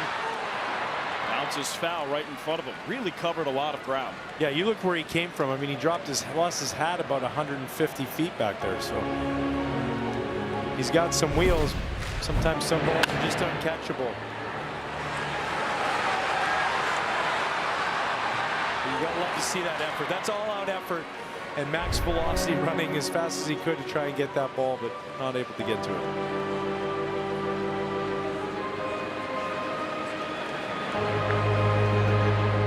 The Twins, from an outfield perspective, a lot of athleticism. Martin, Keyshaw, Byron Buxton when he comes back.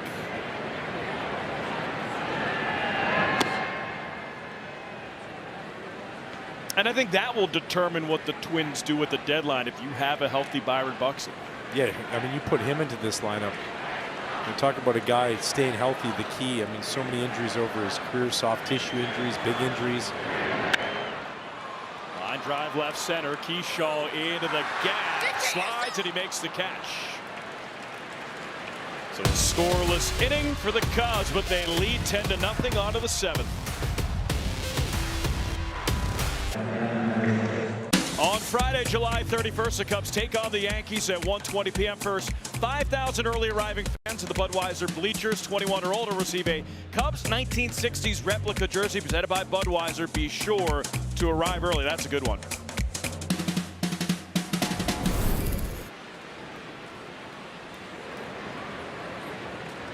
So there's Kevin Alcantara. Play left. Ian Happ out. And Shota Imanaga, 6 scoreless and looking for more. Yeah, and you got to love to continue to see this if you're Craig Counsell. He's battled through a few situations. Obviously, great play by PCA last inning. But all in all, it's just been a nice performance from Shota today. All right, time for a little Shota Imanaga appreciation. In a year where the Cubs have had a lot of injuries on the pitching side with Cade Horton, Justin Steele, Edward Cabrera, Matthew Boyd, Jamison Tyone, to have Shota Imanaga coming off a year where he was injured and you know that he's going every 5th game. Most of the time he's been really good. He had a 6-start stretch where he struggled. Start of the season great. He's been great recently. He's helped keep the train on the tracks for this Cubs team. No doubt, and a reliable source every 5th day. Like for managers to know and have the comfort of reliability, this guy posts every 5th day is so huge. And you know, okay, so the 2016 World Series champion Chicago Cubs, all 5 starters made 29 starts. And you're not going to get that this year, obviously. Yeah, and so you have to survive tough times. That's why when you talk about picking up an Aaron Savali, that's depth in innings. Because how do you cover innings? How do you find innings when all of a sudden a game might get out of hand? Like the Twins today, in a situation you're down early, you don't have somebody to cover those innings if he's out of the game. So for Shota to be able to show up every start, post every 5th day, there's one. Then to be reliable enough to give you 6 innings or 7 innings, 5 at worst. He's been doing that all year long. So for Craig, that gives you like, okay, that's my guy right now. I can trust in that. Trust in players to be ready. You know that he's going to throw strikes. You know that he keeps you in games. He's Yeah. only susceptible to the home run ball, which if you don't have base runners, solo home runs only can do you so much damage. Yeah, 100%. And then allowing, you know, your defense, this great defense that you have to work. And then you have days like today where you can say, hey, continue to go out there and run it out there into the 7th or 8th, or who knows what happens today. But yeah, just nothing but positive stuff after a tough year, right? What he went through, you come from Japan, you go through a couple years, the league adjusts to you, your stuff ticks down just a little bit. You work very hard this offseason to bring it back, and these velocities back up a couple miles an hour. You know, that's the ebbs and flows. Not everybody's Justin Verlander that for 20 years they're really good. And they're striking out 200 guys per season. And yeah, even when you have really good years, you can have a really good year and then struggle the next, or have a year that you're reliable but you didn't quite come through. The next year you might struggle, or you might. The ebbs and flows. It's very hard to consistently be elite in this league. So to have a down year is expected at times. How do you bounce back from that? And Shota's done an unbelievable job, especially today. Yeah, and to have to sit down for 23 innings, to have to sit down for another 20 innings, and to continue to come back out, fill up the strike zone. Well done. That was a look in the Budweiser broadcast booth. Cubs fans for 150 years. This Bud's for you. Shota Imanaga looking for 7 shutout.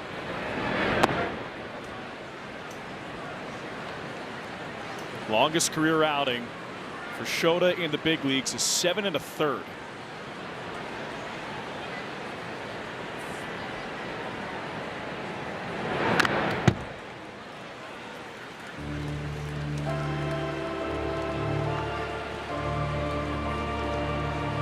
Shota, he's been able to eliminate hard contact. He doesn't walk many guys. Strikeout to walk ratio around 5 to 1. This is that situation. Probably your last hitter if you throw the best split you've thrown all day.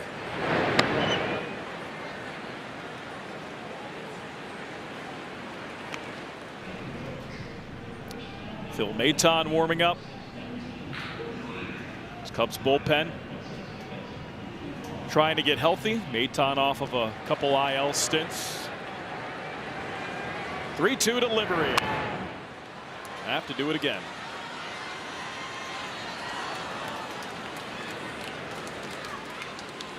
(10-0) Cubs lead. If you're just joining us, Cubs scored all 10 runs in the first 4 innings. 2 in the first, 1 in the second, 4 in the third, and 3 in the fourth.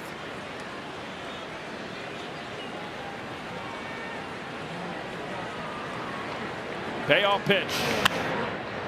Hit the short. It's past Dansby and into left field.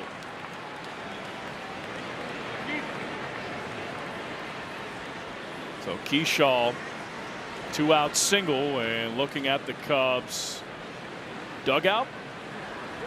See if Craig Counsell is on his way to the mound. He's on the front step of the dugout. Looks like he'll give Shota Imanaga the chance to get Brooks Lee out.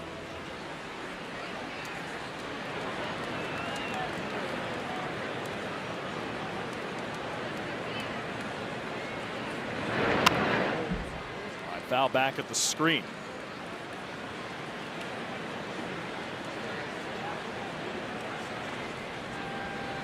Brooks Lee, part of the Twins youth movement. Austin Martin, Royce Lewis, Keyshaw, Ryan Kreidler, all under 30. That's across the board, across baseball. I mean, like some of these teams, the youth movement is real. Guys are getting brought up a lot sooner than we used to in the past. Less time in the minor leagues, more development on site in the big leagues. I was looking at the Marlins, the Miami Marlins the other day, and Griffin Conine, not Jeff. Nope. Griffin is the veteran of that starting lineup. Pretty crazy, right? 29 years old. Everybody else, 22, 23. On the other side of that, you have the Cubs, where you have Alex Bregman at third, veteran. Dansby Swanson at short, veteran. Ian Happ at left, veteran.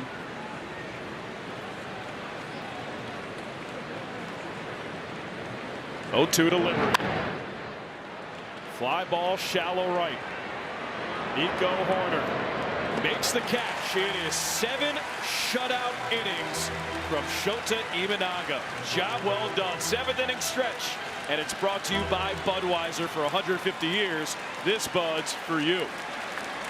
For today's stretch, please direct your attention to the left field video board as Harry Carey leads us with "Take Me Out to the Ball Game." Hey, let me hear you good and loud. On 1, on 2, on 3. Take me out to the ball game. Take me out to the crowd.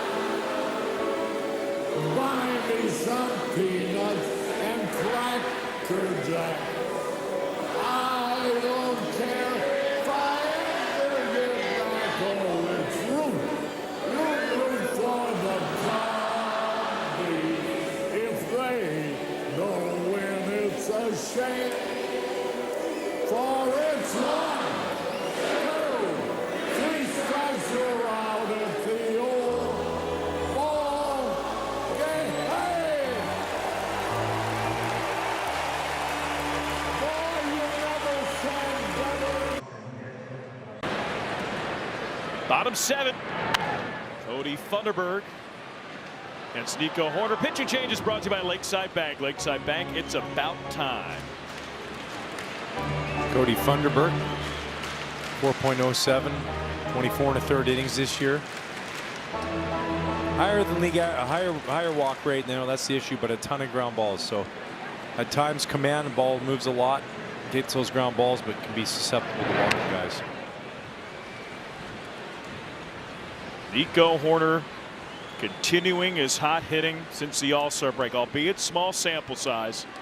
Yesterday, 4 for 4. Today, 2 more hits, and he's driven in 4 runs. He had a bases clearing triple.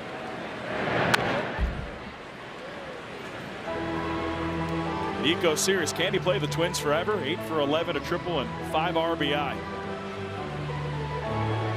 I mean, that's how you come out of the All-Star break banging, like, let's go.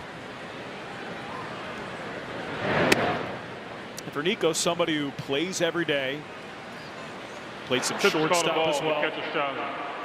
ABS is powered by T-Mobile. Busy day behind the plate. Twins catchers.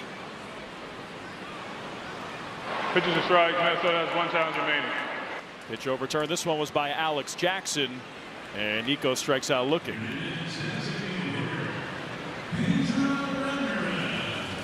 But for Nico, playing pretty much every day, then getting 3 days off, and you know, Nico struggled in the first half. I mean, those 3 days off for him were probably huge. Yeah, for the guys who play every day and they're grinding nonstop, to get those 3 days of the break is huge. You know, that's why sometimes you see these guys go in the All-Star game. They're like, if I could get a few days off instead of that, it would be bigger off. You know, I'd be better off for the team, be better for me. But yeah, that rest is really nice, and he's come out all cylinders to start the second half.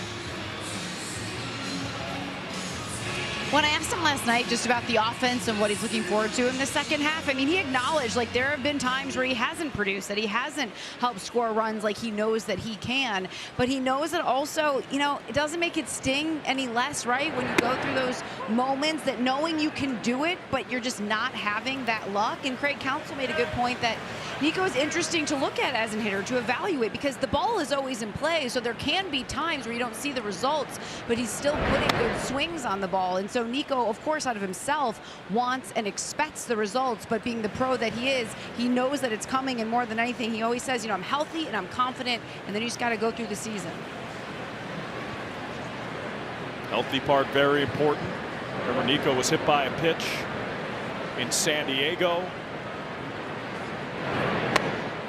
Was right in the head neck area, missed a couple days, but aside from that, played every day, and even during the struggles, like, I'm healthy, I'm just not playing well.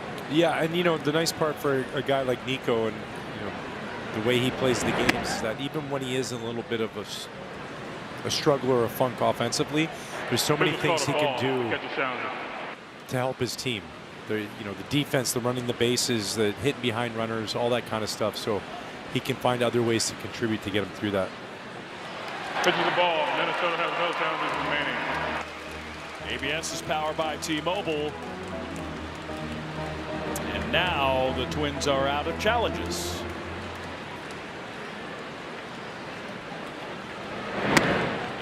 Kelly takes a strike.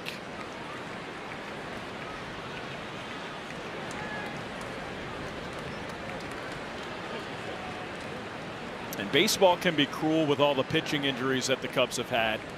But from a position player standpoint, they've been pretty healthy. Yeah, I even look like unfortunate at times, like that ball on Friday night, his Nico Horner right in the mouth, or sorry, Dansby Swanson right in the mouth at second base. Like, that could have been really bad. Really bad. And the fact that it wasn't, and Dansby's able to stay in there and post up again the next couple of days. But, like, yeah, staying healthy, we talk about it all the time. When you don't have depth, you get exposed by guys being hurt. It's one thing that there is some depth here, so there's guys who've slotted in, but position players being healthy has been huge. Come on, Dansby, get you one.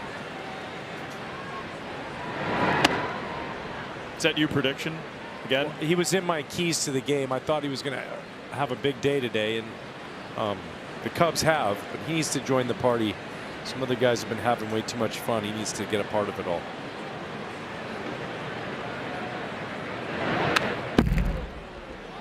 Came close there. Oh, that was it. You could tell.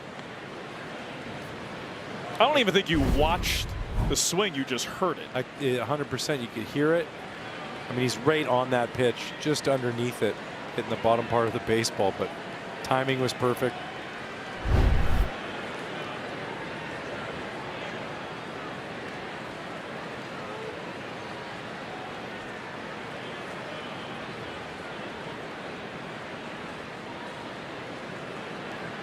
Dansby steps out of the batter's box. Tripled yesterday, the Cubs' victory.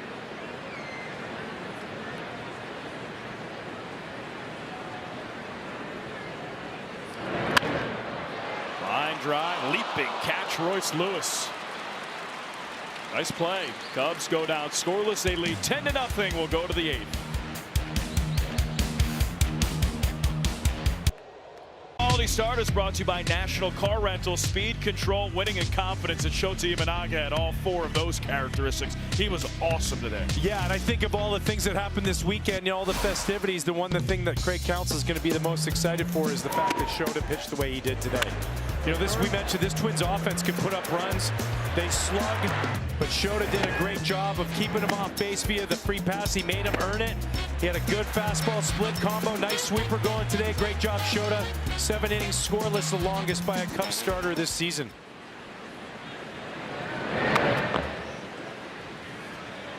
Second start this season of 7 or more innings and no runs allowed. Here's Phil Maton.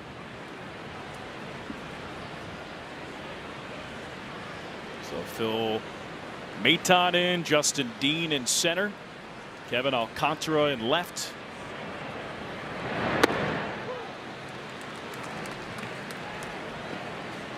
When we talk about Shota, And coming into this start, you said it in our open, his last 6 starts, 33 innings, 10 earned runs, a 2.81 ERA, and that will drop over his last 7 because he's added 7 scoreless innings. Yeah, and just like the weak contact, not a lot of hard hit balls. He's in this stretch now, and this is going to go down as well. But he's second in baseball with, you know, exit velo on contact. So I mean, missing barrels, hitting corners, you know, and just like I just think a crisp. Obviously, the velocity on his fastball uptick this year is better, but the crispness on his split to me made a big difference. Huge. Throw to first. 1 away.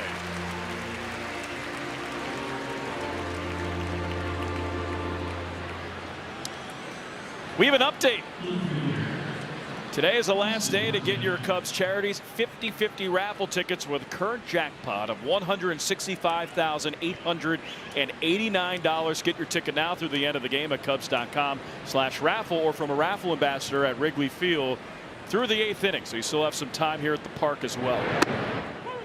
I came so close last year to winning. I was only 9 numbers away. No. Yeah. Must have been a typo. I think you won.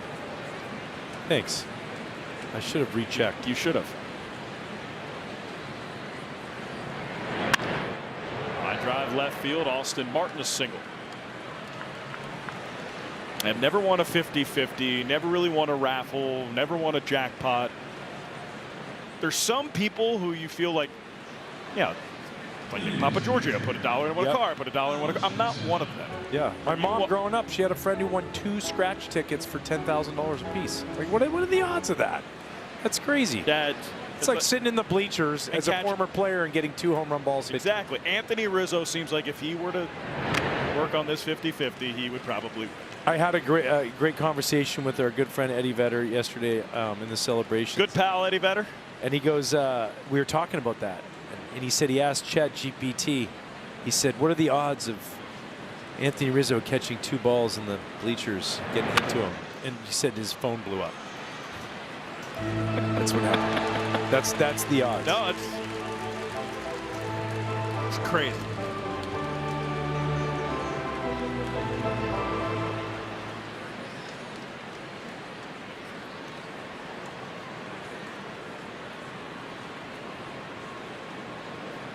No balls, 2 strikes.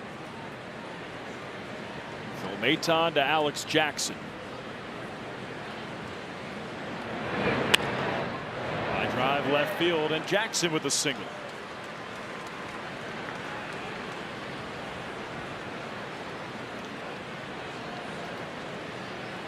Almost two base hits that kind of mirrored each other. Maton, this good breaking ball down, and Jackson just getting it out and getting the barrel on the bat. For Maton, that was his bread and butter pitch coming into the season last year with Texas, where he didn't put up a good year. He put up a great year. Texas, Cardinals, sub-2 ERA. And having one of those years as a reliever where just feels like every time you take the ball, you know exactly where it's going, you get the outs. This year, unfortunately, the opposite of that for Phil. Still some time to right the ship. Yeah, and that's the ebbs and flows of relievers. I think there's very few David Robertsons. Like, we can go down the closer role of like Mariano and Trevor Hoffman and all this kind of stuff back in the day. Billy Wagner's, guys who just every day dominated. Relievers have these ups and downs. You know, you can have a couple of good years in a row, then a tough year, then get back to it. A guy like David Robertson, who every single year it felt like posted a 2.5 ERA, and he was just steady. Those are unicorns in this game. Yeah, few and far between. Yeah, and so, you know, look at a guy like Jacob Webb, who comes in here maybe not necessarily deemed to be the high leverage guy, and all of a sudden you're game planning around trying to make sure you get him the ball. 2013, we win the World Series. We're on our 4th closer of the year. So, you know, that's, you look at the Cubs just alone.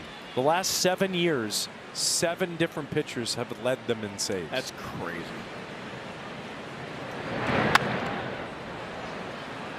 Fly ball, foul ball, Josh Bell. Everybody wants an Edwin Diaz or a Josh Hader, but it's going to cost you a lot of money a year. Padres trade Mason Miller away. Good luck keeping your farm system. Yeah, you're going to have to give up everything to get something like that. Backdoor breaking ball. Just misses. And one of the names that stuck out to me early on in the season was Aroldis Chapman. Well, the Red Sox have won 12 straight. Not going anywhere.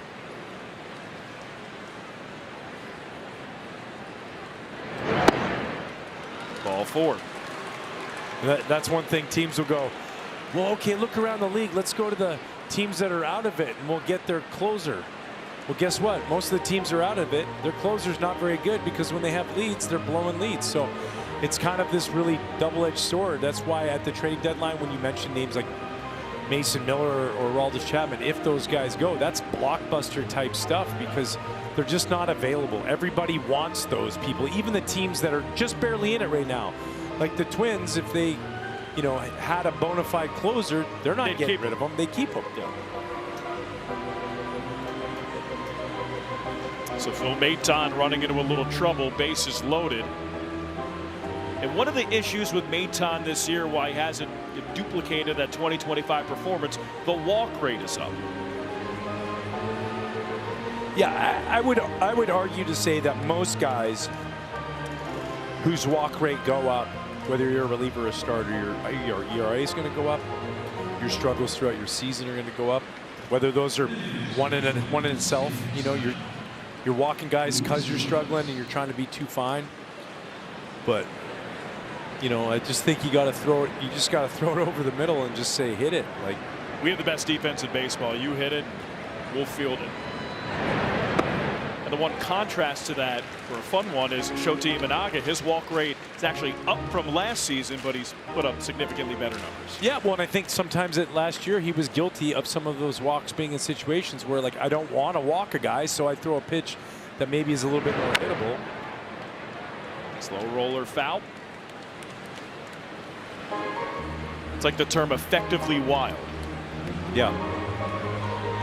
I mean, I look back to some of the guys. I remember, you know, you talk about relievers who have a good year and then sign a deal and then continue to do that. We had a couple in 07 that we signed, Bob Howery and Scott Air from the Giants, and they were throwing 70 games a year, 80 games a year for the Giants. Scott Air from that funky arm angle as a lefty.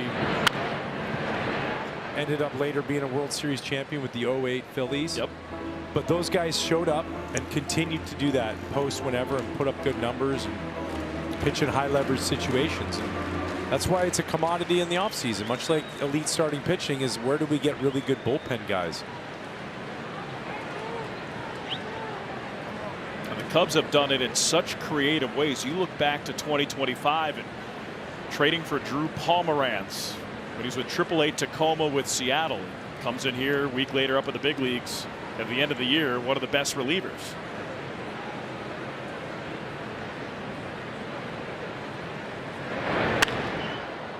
In the air, right center. Seiya Suzuki having difficulty tracking the ball. He makes the catch. Fires it into second. Runner tags up from third and scores. It's a sac fly for Royce Lewis.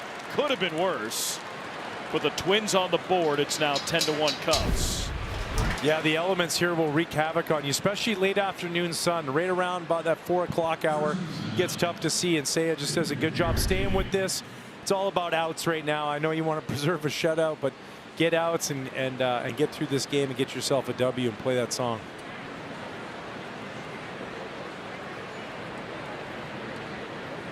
Depp, you were talking about Cubs closers and 7 different closers in 7 years leading the team in saves. The most recent pitcher for the Cubs to lead the team in saves in consecutive seasons, Hector Rondon. That's from one of our friends of the broadcast, Mike Praz. You think of Hector Rondon, that's a decade ago.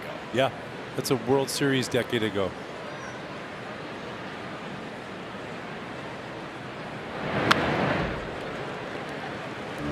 And I would think if you go down the list and you look at teams, it kind of lines up like that league-wide. Like I said, there's not a lot of Josh Haders out there or Mason Millers out there. There's more like, okay, who's the guy who's hot this year? Driving catch. Do it, Brady. Love thy leather. Silky.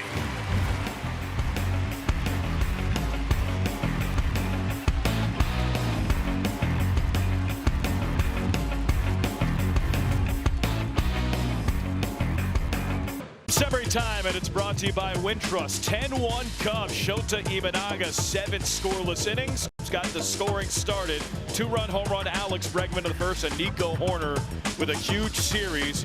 Bases clearing triple. He's driven in 4, and he's 8 for 12 against the Twins. New pitcher, Woo-Suk Go, making his 3rd appearance of the season. First pitch misses. He's from South Korea, 27 years old. Here's a fun fact. He's the brother-in-law of Jung-Hoo Lee. Outfielders had a nice season for the underachieving Giants. Is that fair? Giants underachieving? Yeah. I don't think that's a big stretch. No, and they're in a predicament. You talk about trading deadline people like that. It's a team that could dump a ton of people or could struggle to find anybody to take some of those big contracts. Foul ball out of play. The question is, do they trade their all-star Luis Arraez, who's been not only really good offensively per usual, he's had a nice season defensively at second base. Yeah, and improve there in big ways. And I think that's obviously the decision Buster Posey's going to have to make. Where do we see ourselves in the future, meaning next year and the next few years? If you're looking at a possible rebuild, whether a 3 or 5 year plan, well, then yeah, you probably want to take some of your best assets and try and stock up your system.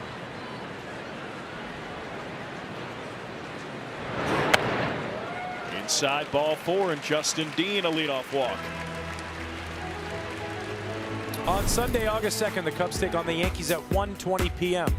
First 5,000 early arriving fans ages 13 and under will receive a Wrigley Field marquee nightlight presented by Southwest Airlines. Be sure to arrive early.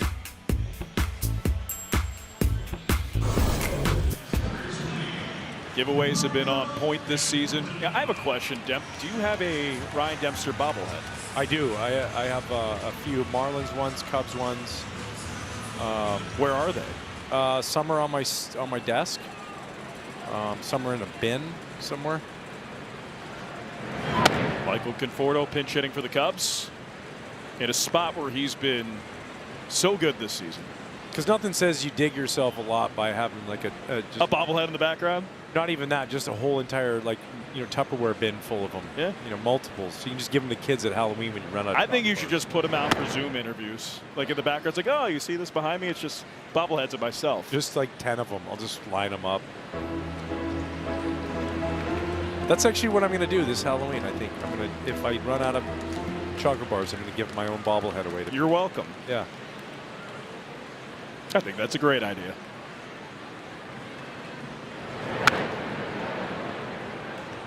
I don't have any more Snickers or Reese's, but here's his Ryan Dempster Marlins bobblehead. Impeccable condition. My very first bobblehead with the Marlins, they were scheduled to do it, and then I got traded. Oh, no. So they saved the bobbleheads till the next year. It was like the Reds were coming back to Florida and Miami and play the Marlins, so they would do, oh, we're going to do Demp's Marlin bobblehead when they're here. When he's with the Reds? Yeah. Oh. Then I ended up having Tommy John and didn't make that trip. It's like the curse of the Marlins bobblehead. You have no idea. My best friend in the world, Adam Gibson, he bought one that he found on eBay that somebody had somehow finagled. And he got it up in Vancouver and opened it up, and the right arm was broken off. At the same time I was having Tommy John. Yeah, it's pretty fitting. It's some voodoo doll stuff. Yeah, it is. Symbolism. Yeah, it was broken before that doll was made, I promise you. Tipped into the glove of Jackson, holds on, and Conforto down on strikes.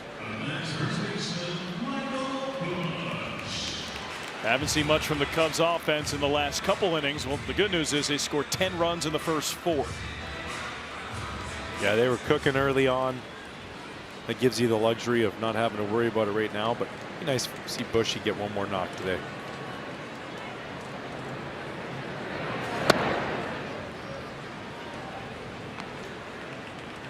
My favorite bobblehead I have a bunch of them on my desk, obviously with the set and stuff, but Bob Ross. I have a Bob Ross bobblehead where he's painting a happy little tree and put a nice little. That's an awesome bobblehead. That one shouldn't be in the box. That should be displayed. Because you know there's no such thing as accidents. That's right. There's happy little mistakes.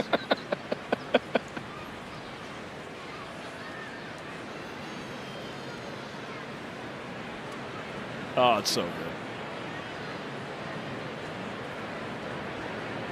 2-0.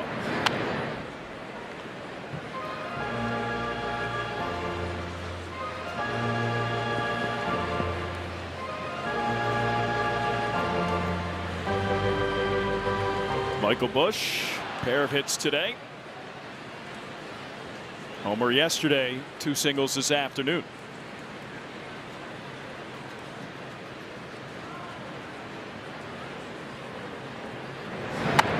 Look out.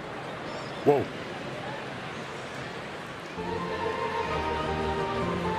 Sometimes you're just like, you're playing, it's a 10-1 game, you're in the on-deck circle, you're talking to fans, how's everything going? You guys having a good time? Alex Bregman's like, man, I am sure thankful that that ball went above my head. Keep your head on a swivel.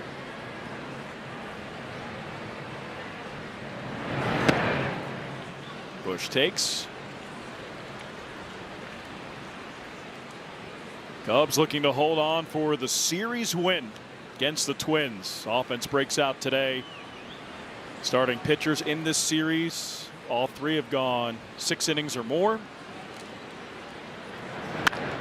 Ground ball up the middle, and Michael Busch does get another knock. Ryan Dempster wanted it. Ryan Dempster got it. A 3-hit day for Michael Busch. Listen, lots of guys all season long, they get 2 hits in a game, but those 3-hit games, man, they last a long time. They carry with you through the week, and this weekend's been special for Michael Busch. Big moment yesterday, and he continues it today. Just another rip line drive.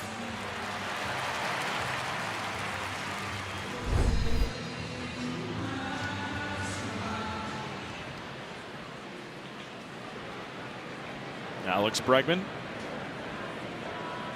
2-run homer, a walk. Reached on an E5 that was originally ruled as a hit.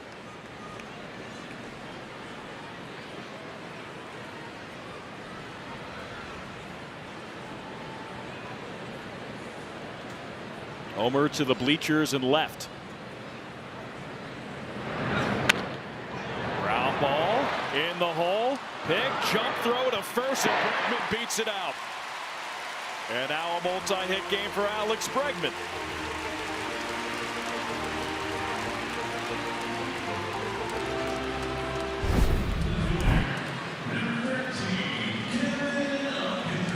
That's where you hit it, right? Not just how hard you hit it. He's already got the how hard I can hit it covered after that home run. Now can I put it in the right spot and the wheels down the line? Creating a little fun and excitement in the bottom of the 8th inning for everybody here at Wrigley. Kevin Alcantara up with the bases loaded.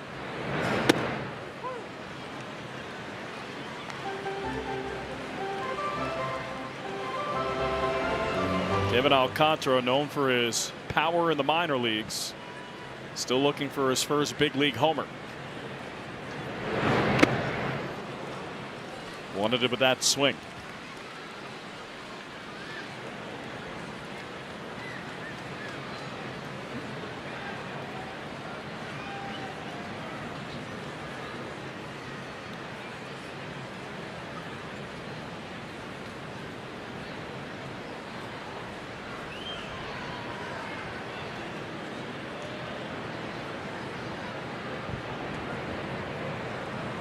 Oh, 2. Wave and a miss, strike 3. Alcantara down on strikes. Bases remain loaded.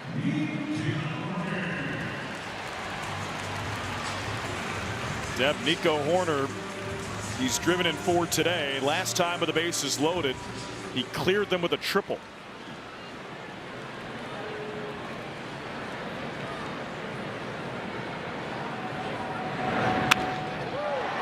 To short, picked by Kreidler to second, and it gets a force out to end the bottom of the 8th. 10-1 Cubs.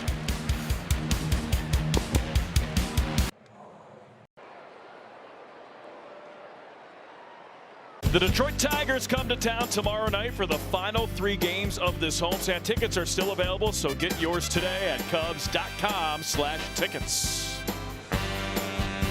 Looking at the pitching probables for tomorrow, Jack Flaherty for the Tigers and Jamison Tyone expected to come off the injury list and get the start for the Cubs. 2 veteran righties.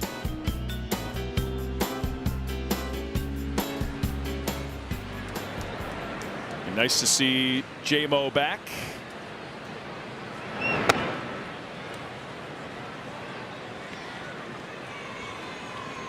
And the Cubs in a good spot right now, looking to hold on, 3 outs away from winning the series.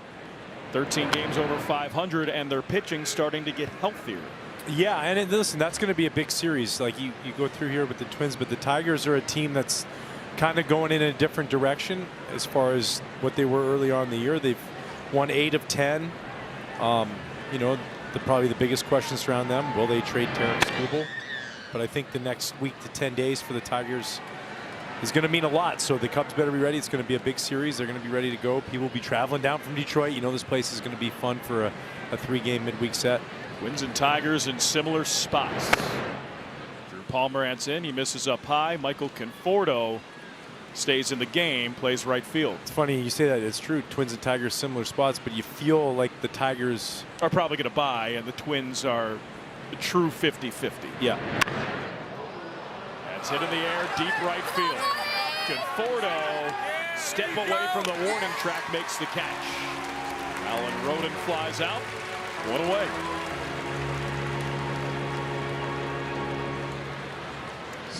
And you bring up a good point. It's hard to determine if teams are going to be trading or trading away players. Now the next 7 to 10 days are paramount. Yeah, for so many teams, and like even for teams that are kind of in it right now and maybe have a playoff spot, if they play really well, that might even mean more that they get, because the team, you know, sits there and says, okay, we've got a cushion, now we feel like we can maybe go for it a little bit. So yeah, it's going to be a fun little stretch here in the next few weeks just to see what happens before the trading deadline. But whatever happens, happens. I do know one thing. I do know that I've had a blast this weekend. Being on the call yesterday, fun, man. Day before, and today with you, it's been a blast. Started for you on Thursday. Here with your closest pals from the 2016 team. Pitch was called a ball. The catch is challenging. ABS is powered by T-Mobile.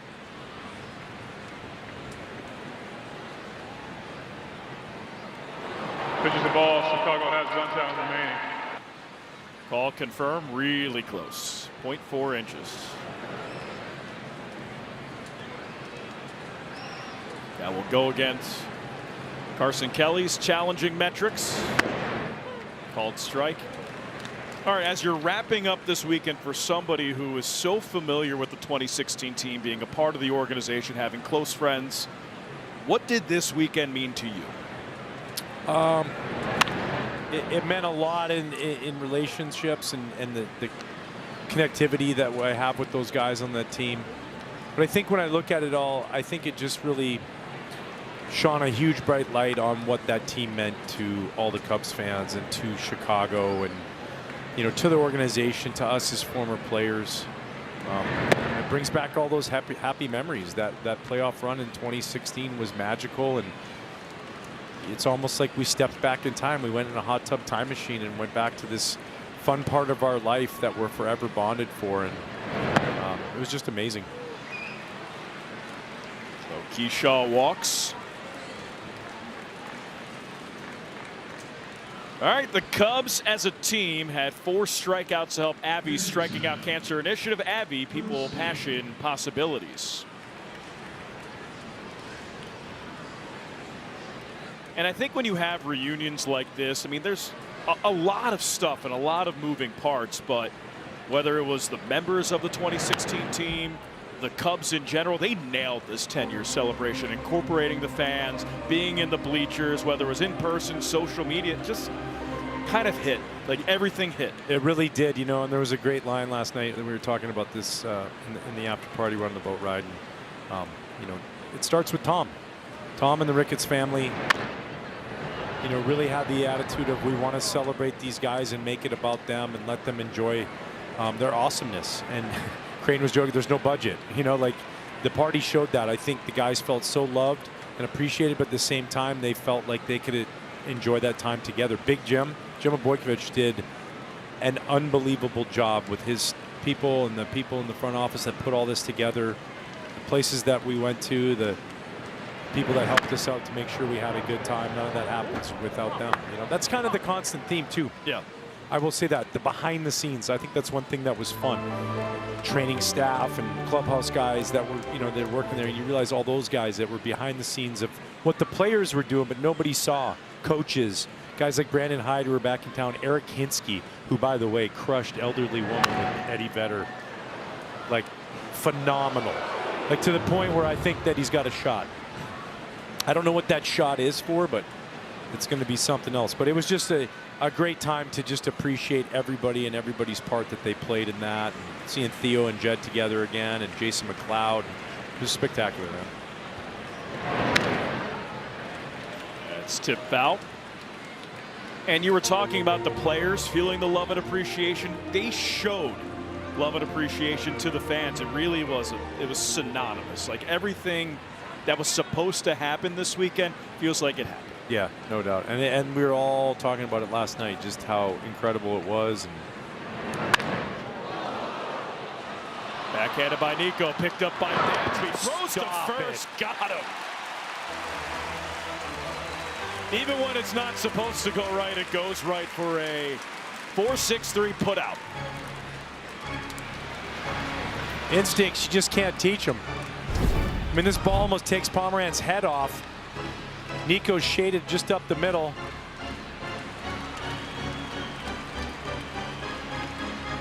Little tap of the glove. Dansby over there looking for the double play, but now I'll just take one at first base. One more and we're out of here with a series victory. Cubs looking to put the icing on top of the cake of the 2016 reunion weekend.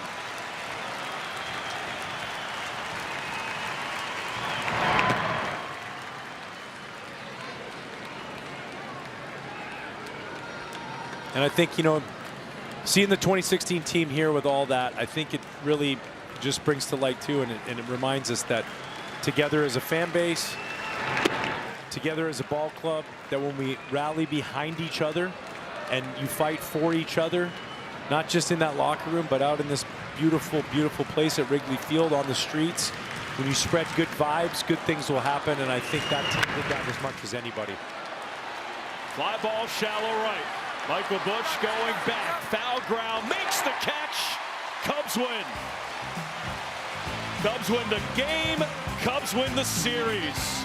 Wire to wire in this one. Cubs 10, Twins run 1. Cubs fans sing it. Well, you better get ready for a brand new day. Hey, Chicago, what do you say? The Cubs are gonna win today. They're singing, go Cubs, go! Go Cubs, go! Hey, Chicago, what do you say? The Cubs are gonna win today. Go Cubs, go! Go Cubs, go! Hey, Chicago, what do you say? The Cubs are gonna win today. They got the power, they got the speed to be the best in the National League. Well, this is the year and the Cubs are real. So come on down to Wrigley Field. We're singing now, go Cubs, go! Go Cubs, go! Hey, Chicago, what do you say? The Cubs are gonna win today. Go Cubs, go! Go Cubs, go! Hey, Chicago, what do you say? The Cubs are gonna win today. Baseball time is here again. You can catch it all on WGN. So stamp your feet and clap your hands. Chicago Cubs got the greatest band. I hear 'em singing now. Go Cubs, go! Go Cubs, go! Hey, Chicago, what do you say? The Cubs are gonna win today.